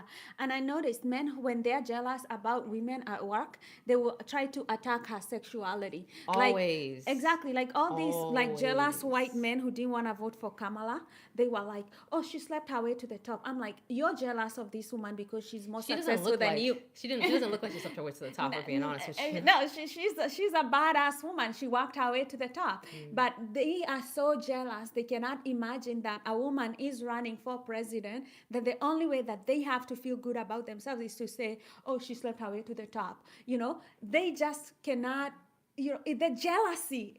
And sometimes The it's not jealousy even- is so It's bare. crazy. You It's just see it. crazy. And they're like, oh, she's stupid. No, she's not stupid. She's not running for vice president because she got there on account of being stupid. And it's like whenever somebody is so outrightly like jealous, Just nasty. nasty about other people's success, I'm like, I'm out of here. Like I don't think you can contribute to Anything, me anything yeah, to yeah. me. You have to acknowledge other people's success at least. And I feel like know? you should feel almost like happy for them or like how can I also be that way? Yeah. Because being a hater is gonna keep you in the same place forever. Yeah, yeah. And that's like frenemies. Like whenever I see that kind of cynicism, anger, whatever, I'm like, yeah. Let's see. The gossip. Gossips are people who thrive on drama and rumors. They spread lies or personal business about you, which can harm reputation and relationships. The Wendy Williams. Oh my God, Wendy Williams. Her karma has been so crazy. Have y'all seen Wendy Williams' karma? This girl has dementia. She is in a wheel. She's only like 60. I think somebody did this to her. I think they gave her some drugs. She was so evil for so long. For so long. Like, the way she talked about people, the way she brought up dirt, the way she was like the original, like, mean girl. Mean girl of all time. She was so nasty. She's so original Her though. whole Like I brand. kind of love her, but then I'm like, she must have been She's hated by the people nasty. she talked about. That girl talked about everybody in the sun. Like, she made She enemies know for everybody days. business. She made a stupid amount of enemies throughout the course of her career. Yeah. She was nasty to people, and now look at her. The literal gossip has dementia. She's in a wheelchair. She's young. She's like 60 years old. Yeah. I think she's even younger than 60. I think she's like 57, something like that. Yeah, I But- just feel like people like that, whenever you spread bad energy about other people and you start talking about other people in a negative light, especially on social media, Yeah. just know your days are numbered because people have a way of getting revenge. You They know, can be yeah, vengeful. Yeah. And I just don't think everything happens by surprise. I think somebody had to manipulate all this situation to make her life miserable as it is right now. I mean, she's not even in control of her money. That's what she set herself up for that kind of evil.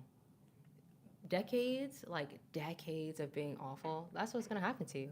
Yeah. Let's see. The user exploits your kindness and generosity. They take advantage of your resources, whether it's money, possessions, or favors, without genuine gratitude or repercussions. What's the I can't speak English anymore. Sorry. Reciprocation. Close enough.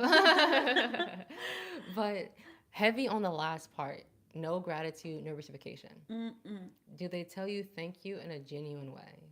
Do they express like a deep and profound feeling of, I really care about what you've done for me? They're just there to use you. Do they want to find out more about you and how you like receive gratitude?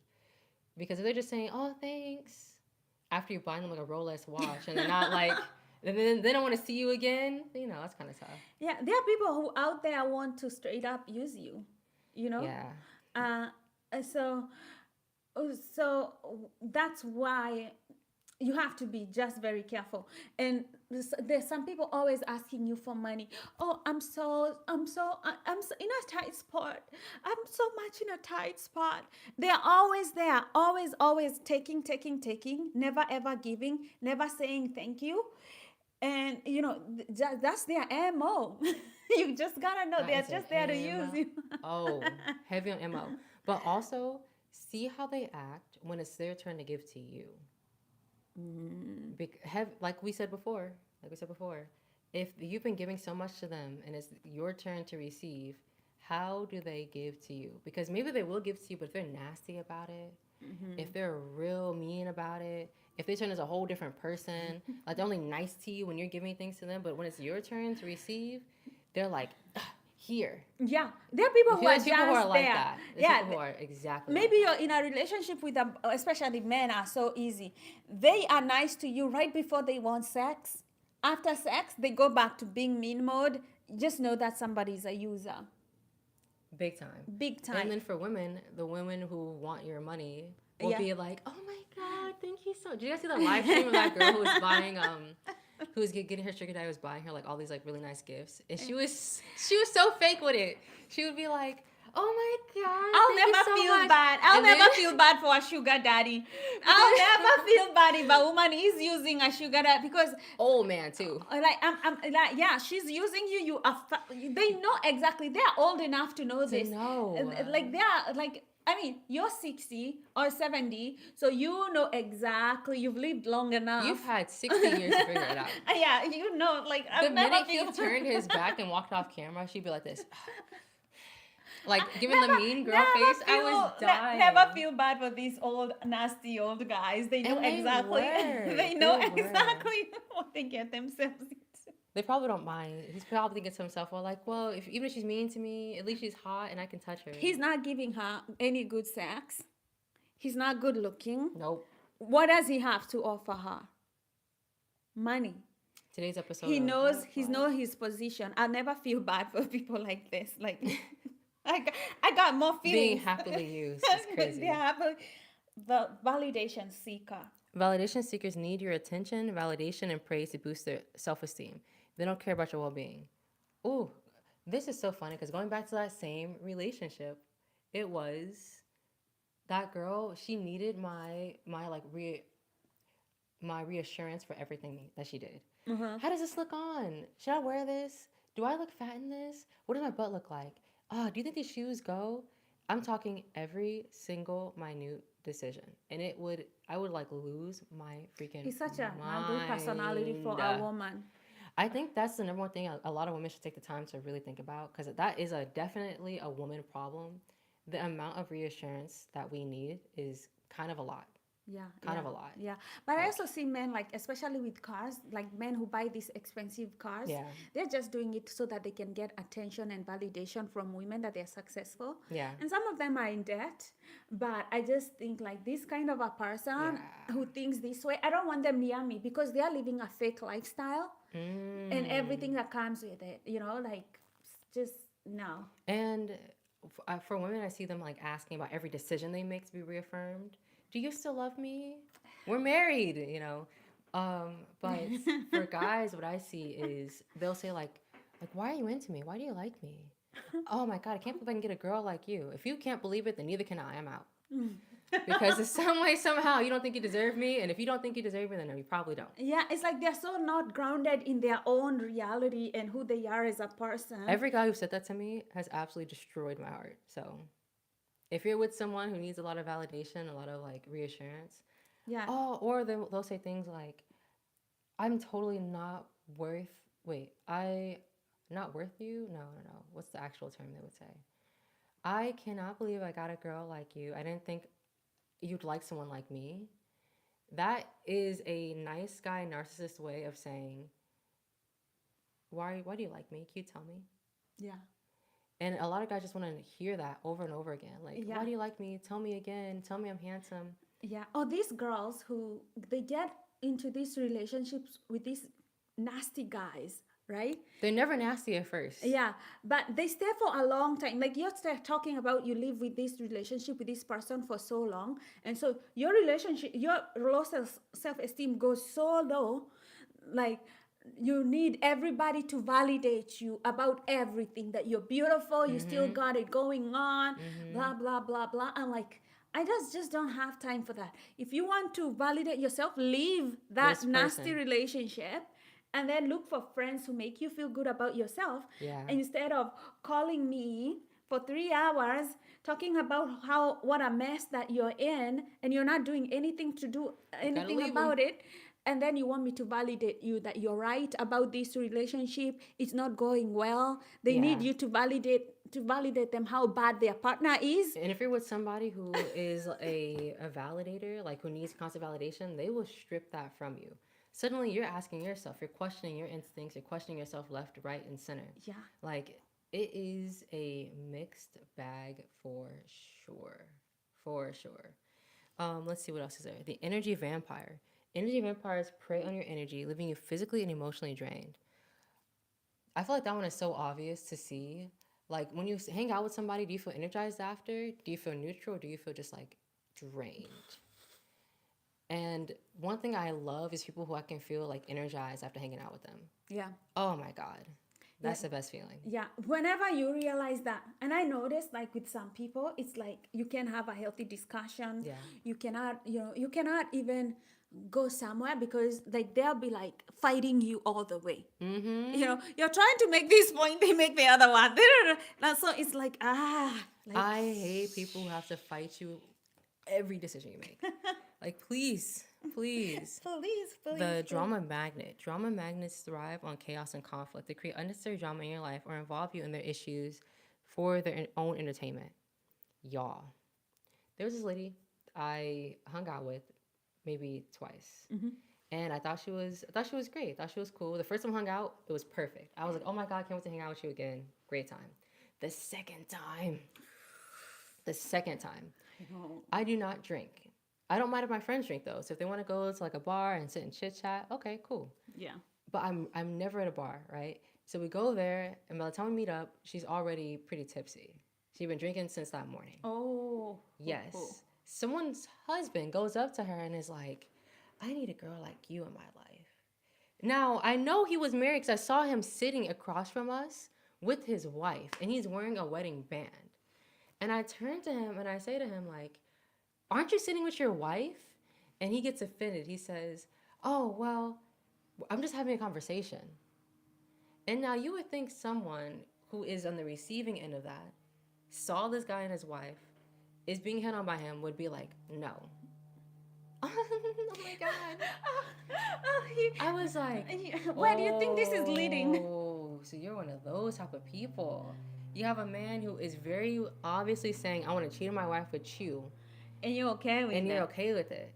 And I see this whole dynamic and I clock it. So a lot of times you shouldn't say something at first. You just gotta like, okay, put them in my back pocket. I probably should have left that exact moment because gets even more drunk, starts like picking fights with people at the bar. Yeah. Gets even more drunk, and I'm like, okay, lady, you gotta calm down, gotta stop drinking, chill out. Yeah, and those girls who are always like are okay to be cheated on, to cheat with a husband on, or they are cheating, like they are just like the drama magnet of the century. Yeah, you don't want to be involved when the wife pulls up on you, on her, and you're there too. Nah, I just don't want to be. I don't want to be there. I don't have like a Newport Beach mom with unlimited wealth and access upset with my friend who I'm sitting in the car next to. That just sounds like an issue. Yeah, we talked about the manipulator. They use guilt to control you. Yes. And then we have the gaslighter. Gaslighters lie, deny, and confuse you until you don't know what's real anymore. That's the worst. These are narcissists. It is. Yeah. It is. Yeah, they are narcissists. And like people are doing this. Like, what causes them to be a fake friend? This is a good one. What causes them to be a fake friend? Here. Let's see. Self-centeredness. A self-centered person who is primarily focused on their own needs and desires might use someone to fulfill their own goals without a thought for the other person's well-being. Some people are brought up to only think of themselves. In America, that is our like number one issue. Everyone is so individualistic that it creates crazy self-centered people. Yeah. If somebody especially was born like an only child, they might like not have the even the wiring that other people exist. Or if they were their parents' favorite kid. Yeah. Yeah. Just self-centered, especially if they were favored in like above their siblings. Yep. They'll just be very so they're fake friends, and using you, doing all this because that's what they've been brought up as. Insecurity. Some people struggle with low self-esteem and feeling of inadequacy and might use fake friendships as a way to boost their own self-worth. They may seek attention and validation from others to feel better about themselves. Oh, the like hookup culture is just men's way of dealing with their insecurities in a very open way that was repackaged as female empowerment. And that is why I do not engage in it. Because every dude who has slept around or is currently in the process of sleeping around has some type of deep insecurity they're trying to fulfill with women. Yeah, with women. So they're like, Yes. oh, the more women I sleep with, the better I'll feel. I'll feel. But they end up feeling emptier Worse. and emptier and emptier. Oh, I'm not a Libra, I'm a Sag. But yeah, they really do feel more and more empty as time goes on. Yeah. And then since women have now been like trained to see those actions as self-empowerment, well, I can go out and I can sleep with anyone I want. Oh, that woman, Lily Phillips. Yes. She slept with 100 men in 24 hours. Like 100, I can't even think of like 100 names, 100 individuals. But that's in no way empowering. Girl, you are a literal like trash can Yeah, they are using you. Like, how can you use your body in that in way? that way. And then she didn't even check them for diseases. Didn't do no background check, nothing. Nothing. And so since that, I think in one way, it's definitely empowering to be able to choose your partners when you want, right? But having this like free for all mentality, you are going to be the person being used to fulfill those insecurities. Yeah. Obviously. Narcissism. Narcissism, someone with narcissistic tendencies may be a fake friend and tend to have inflated sense of self, a marked lack of empathy for others, and willingness to use others to achieve their goals. I think if you have self-centeredness and insecurities, it'll manifest being narcissistic. Yeah. Yeah. Narcissistic abuse is a huge, like everybody is talking about them. Like people who will not do anything to help themselves, but they will want to use other people, for to just use people. They're just there to use other people to get ahead in life. And somebody like Trump has been accused of being a narcissist by the people he's used, and they have ended up in jail. He has kind of cornered them, pressured them, and then once they get into like his former lawyer, right? Yeah. Ended up in jail. And it's like, if you're not careful with these people, they might use you as a means to an end. Right. And narcissists have a way of making you feel like you're amazing and magnetic because they like themselves so much. Human beings, we're automatically trained to like other people who like themselves. Yeah. We love confident people. We love outspoken, outgoing folks. Yeah. So a narcissist can be very covert. But the two first traits, self-centeredness and insecurity, in certain cultures foster more narcissism than others. Like, again, the American culture, you're raised to be individualistic. You're raised to pursue your own happiness. Yeah. And you're raised with your own ideals. And you're the only ideals that you should respect. So, of course, you're going to breed a lot more narcissists. Whereas a collectivist culture, they're raised to think of like a group. So you're all, from the time you're born, you think of like the group.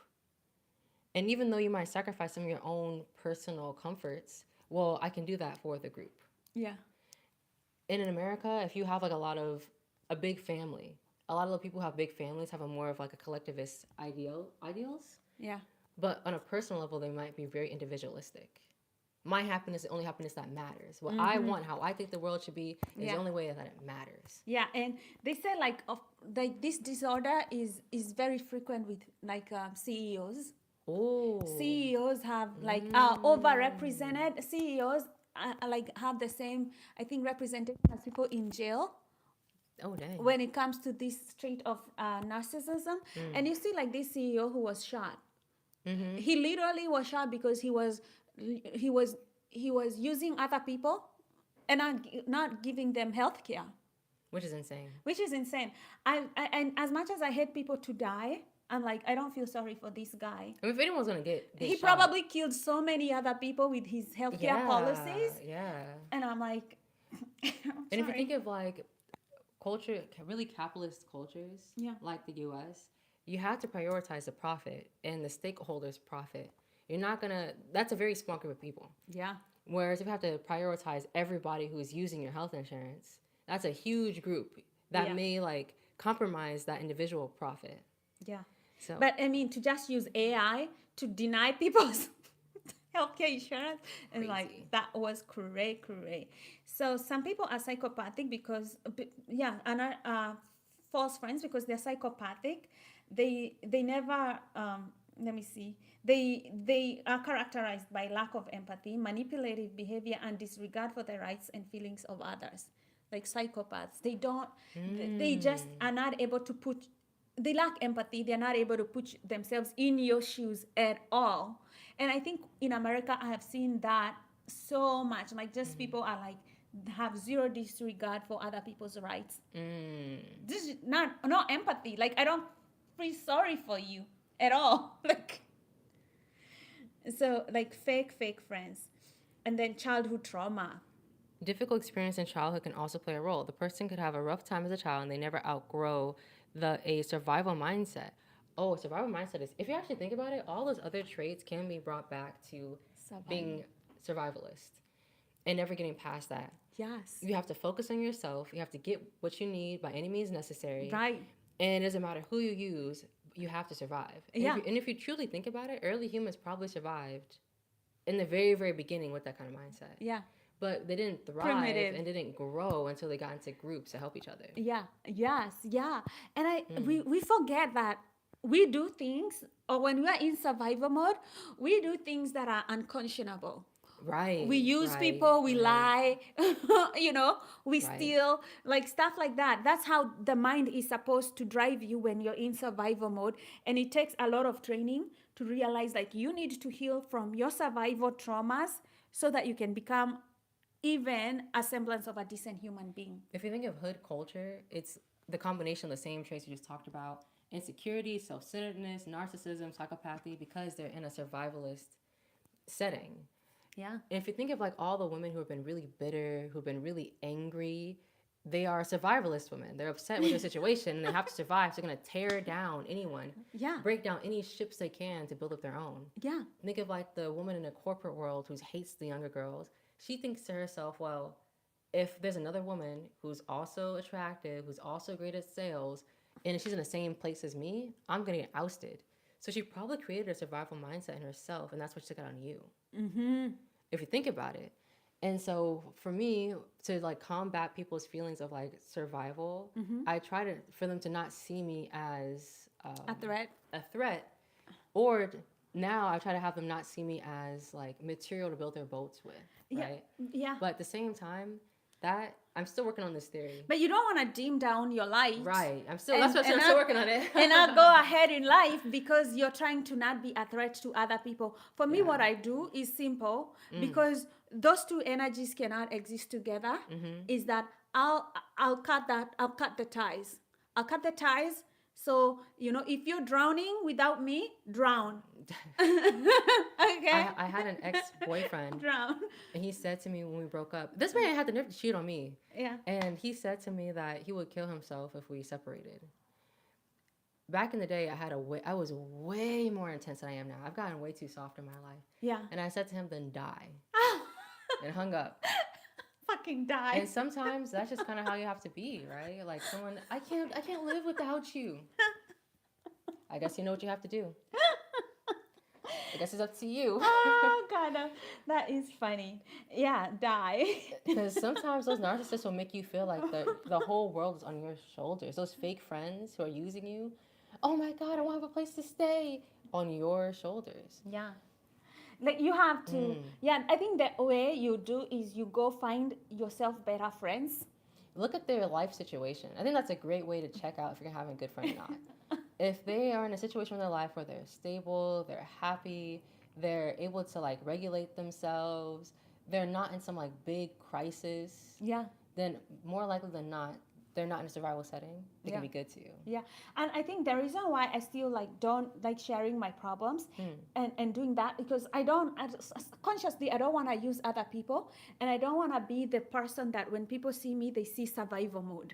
Honestly, Like, I was having this conversation a few days ago about how I don't like how Black women are seen as strong because other people will try to use that strong as a way to like leech off of that strength. Like help me rebuild myself or help me build my empire. I hate when a man says that to me. We can build an empire together. I do not want to build an empire with you. I want to just live. If I build an empire for anyone else, I just want a nice relationship where I'm Yeah. happy and I Because like if you think about it, you never see an actual king in history be like, man, I can't wait to build this kingdom up with my queen. Like, no, the queen is just chilling. She's minding her own business. The president's wife is minding her own business. She goes, does her own hobby. Oh, Michelle Obama stopped having to eat snacks. Like, she had nothing else to do. yeah. Literally, imagine having nothing else to do so hard that you make the country stop eating snacks. Yeah, I'm not going to be a That's so strong funny. Black woman for anybody apart No. from myself. My And that's strength it. benefits me. What I notice is that a lot of times people who are at the lowest points in their life will seek out Black women because we're the type of people who would stick with them and help with Yeah. the strength, the Yeah. build you up. And I don't want that. Yeah, so yeah, on a dating site, Catch me when you're at the best. exactly. You find like, oh, you just divorced with your wife, and you think like, I would fit in. No. If you're telling me stories about how much you did for your ex-wife and how you spent all this and that for her, and now you want me when you're at your worst. Now that can also be said, like going back, how some people only want you at your best, but you have to think about it. Are you with them at your worst because you want something from them? To pull you up, to make you feel better, to build your confidence, motivate you. Like, what is it? And also, I just feel like, too, if you have a good command over your issues, you wouldn't want someone to be in your issues with you. You ever think about that? Like, if you're having a problem, you want the space and time to figure it out yourself. You don't want somebody else involved in your issues. Yeah, sometimes you want that quiet space for yourself to figure out your life and what is happening. Yeah. Sometimes it's necessary to actually go into that quiet. I understand that. It's good to go You into that need quiet that place. circle of space so you rebuild yourself completely on your own. Yeah, yeah. Because then when you who you meet at the very top of your life, usually is also the very top of their life too. Have you ever noticed that? Like, I was reading this article yesterday, and you know the new wave of like all women want a rich husband, but rich husbands marry within their circle, right? Beautiful wives, rich wives, they marry within their circle. They're not going to go outside of their own circle and who they know and get to meet. So the best way to get a rich husband is just by being a rich woman. Yeah, because and a lot of people, if you're poor and you marry rich, there'll be all these people calling you social climber. I'm not saying that you should care at all, Social conscious. At all. But it's just the same. I think Yeah. sometimes people just end up in the same things that they've always done. You know, rarely do people marry outside their race. You know? Rarely. Like, you Rarely. have to think about the statistics and what you're doing, how you want to operate. Yeah, rarely do people marry outside their social class or status. Like people kind of usually tend to do the same things and they create a thriving life wherever they are, you know. But I know couples who create a life, you know, that is very thriving because they are able to harness whatever is around them and use it to their advantage, you know. Exactly. And there was a saying that went, if you want a woman, you create a heaven for her, and then you'll attract angels. If you're currently not living in heaven, wait. Create the heaven for her, then it'll come. But from friends to relationships, from cultures to everything else, there's so many like similarities between all of them. And one thing, you know what I did notice though? In capitalist cultures, where and a person has no money in a capitalist culture, they can be really mean, really nasty, really self-centered, right? Yeah. But in a country where it's really poor, Mm-hmm. and the people there are poor, they're actually way more generous, way kinder, way friendlier, Mhm. and they have this like we gotta stick together, Yeah. not I gotta tear you down to build myself up. Yeah. I Have you think. noticed that too? Yeah. I think it's time we switch activities and do something else. Oh yeah, you guys want to go out and see what we're doing today? Or we make some tea. Oh yeah, let me see. Come. Okay. Woo! Hi, Kenny Hino. That's a cool name. I like that name. It looks like they're from Hawaii. Kenny Hino. That's a pretty cool name. Yeah, it seems Hawaii to me. So today we are going to, right now we are switching topics because we can stay forever in one topic, and we're going to make tea. Oh, you're from Brazil. So cool. I heard New Year's in Brazil is amazing. I want to see that for sure. So can you guys try to, if you're there, can you try like sending me a message, because I'm not sure, I'm not really sure, like there's no chat going on here, and I don't know, I have been having problems with my chat. Oh, you have? Yeah, so yeah, you can. So I want to make some tea. Oh, that's that. I'm so happy you have 2 tripod sticks because I actually lost my other tripod when I was in Thailand. Oh yeah? Man, I've been trying to get, I know. Okay, so tea, water. So I buy water from Mother's Market. Oh, you do? Yeah. Put it over here. While Monica's making tea, I'm just gonna chit chat.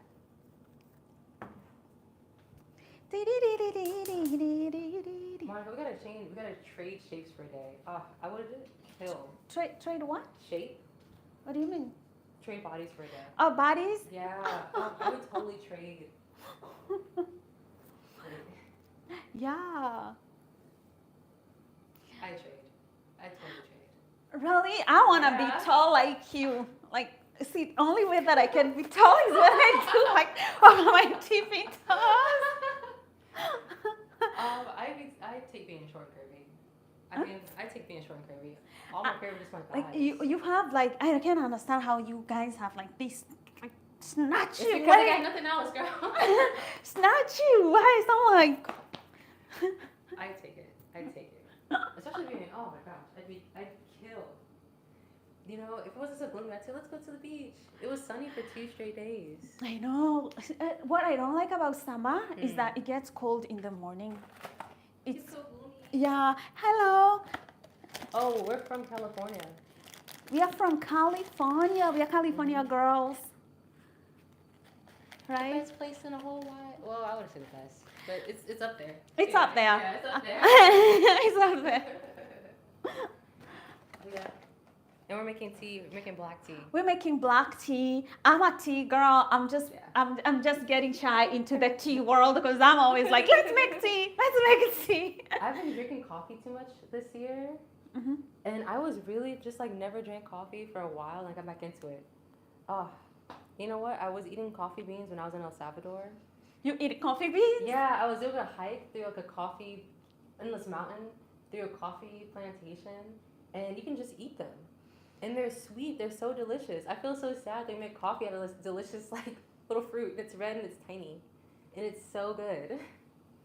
It was nice of them to like let us just eat some. Yeah, I think I'll take this thing out. I don't know. I'm doubting that it's working because I only have one, Mm-hmm. and the other one kind of went out.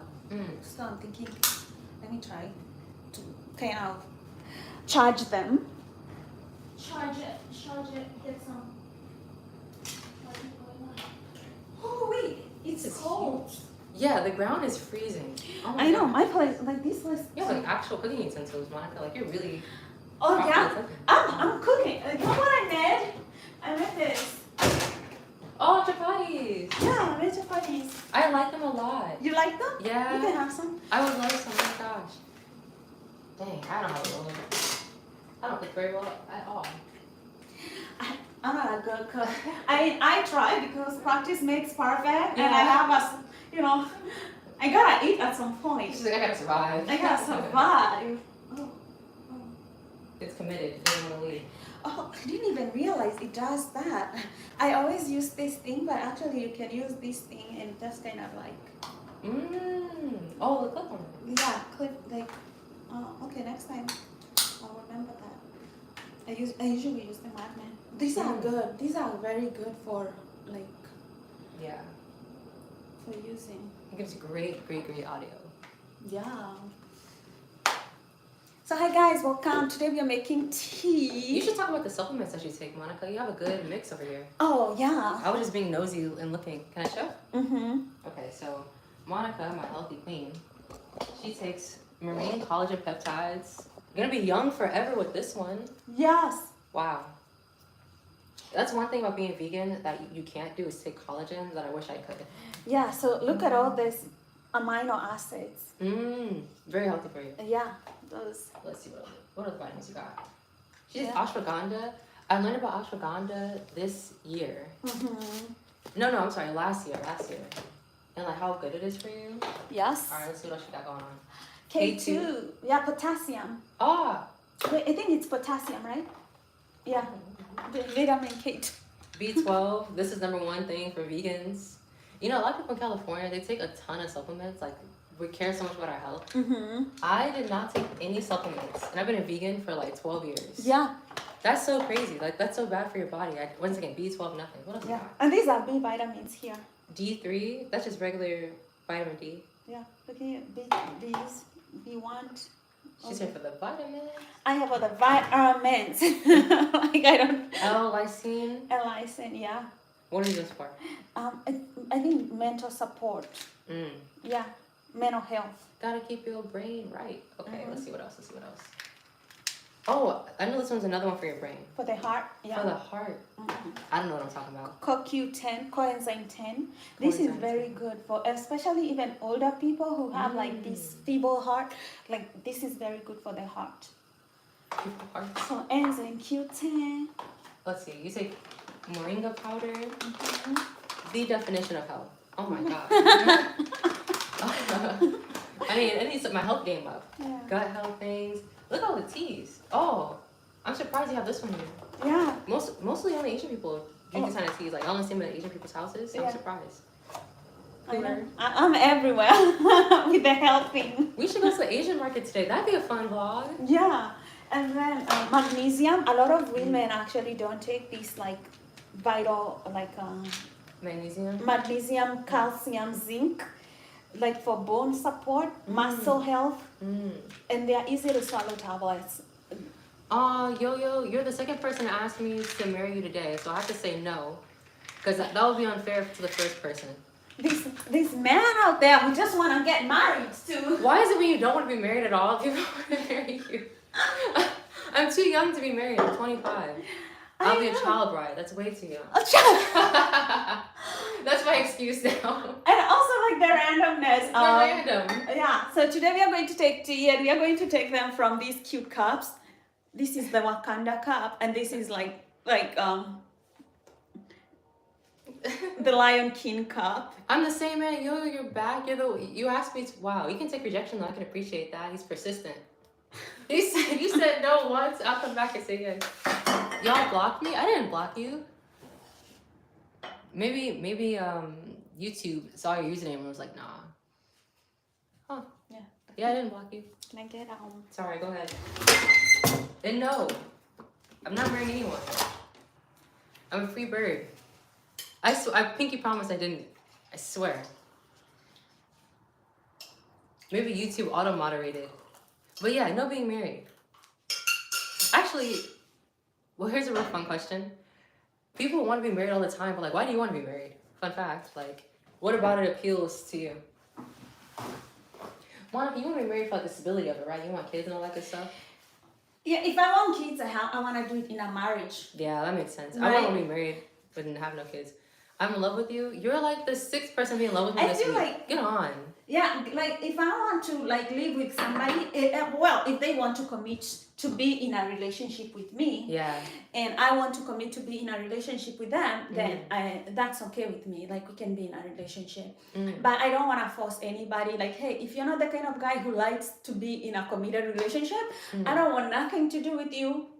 You know, like I want zero, nothing to do with them. Yeah. Because yeah. like, what then are we doing? You know, you They're just cannot. using you. Yeah, you cannot invest in something with somebody who's like fleeting. Yeah, and I want to be married to a very, very specific kind of person. I was writing about it in my journal. I should have brought my journal. I should have read like my passage. I'm committed to you. If I was gonna marry anyone, probably the guy I met last week. Monica, I have like the craziest story to tell you. Mm-hmm. Oh, maybe I'll tell you after our live stream. Yeah, we have chapatis here. Oh, we have such a party. Oh, yo, we would have beautiful. I don't want any children. Monica made chapatis. Mm-hmm. Yeah, so nice. Oh. I know that's kind of tough. Put some effort into it. This one But yeah, I want to kinda marry a tough. very specific Right. kind of person. I want to marry someone who's really tall, because I'm really tall. Mm-hmm. I'm 6'5". Wait, open my camera back so everyone can see Monica too. Yeah. So Tall girl. yeah, I'm 5'8", so I can't marry anyone short. They have to be really tall. I'm talking really tall, like 6'4", 6'5". Because people lie about their height until they're about like 6'4". Then that's when they start being honest. Have you noticed that? My younger brother, he's 5'11", but he will die on this hill. He's 6'0", right? I want to marry someone who likes to travel a ridiculous amount. No, You no, like I'm not travel. 65. I'm 25. If I was 65, I'd look great. Like, goddamn, this is 65. I would not be mad at it. But I want a guy who is 6'5" or like 200 centimeters, 201 centimeters. Because I'm 5'8", so I'm 173 centimeters. Oh wow. Mm-hmm. And you're 5'3", so maybe like 169. I don't Yeah. know. It's been Something. I've like learned that. this. I've learned these centimeters just because I travel so much. Yeah, 6'5", like really tall guys. Because I like feeling small with the tall guys. They make you feel like cute and little, and all women want to feel cute and little. Like, it's undeniable. You want to feel like Magic and his wife. Yeah. Like right there. Yeah, I want to be And able you're to pick me like- up real easy. If I want a guy who's like my height, it's gonna be kind of awkward. Oh, 5'9" and Jack. Most guys who are under 6'0", or it's easier for them to get really muscular. I'm 5'3". And I don't want somebody shorter than me. If you're under 5'3", then there's no hope. I'm really short.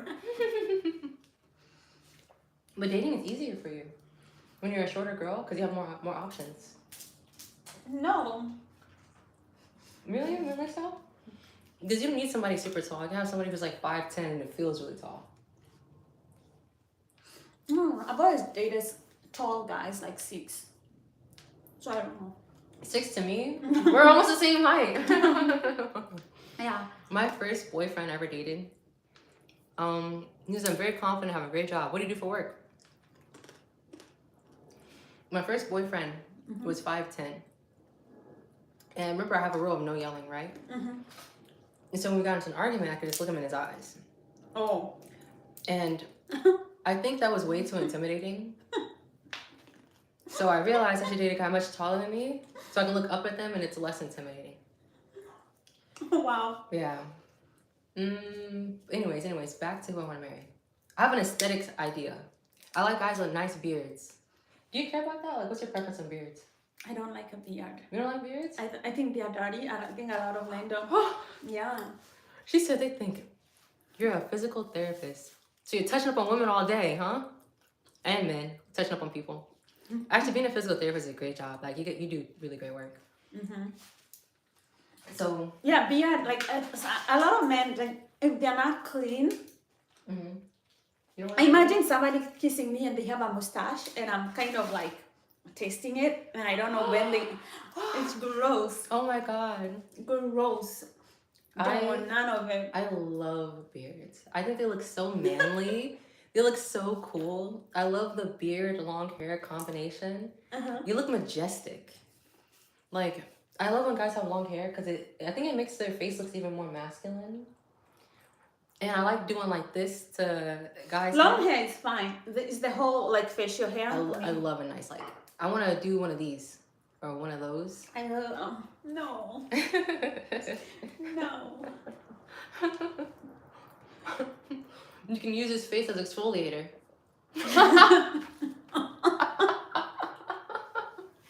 Baby, come here. I wanna softer skin.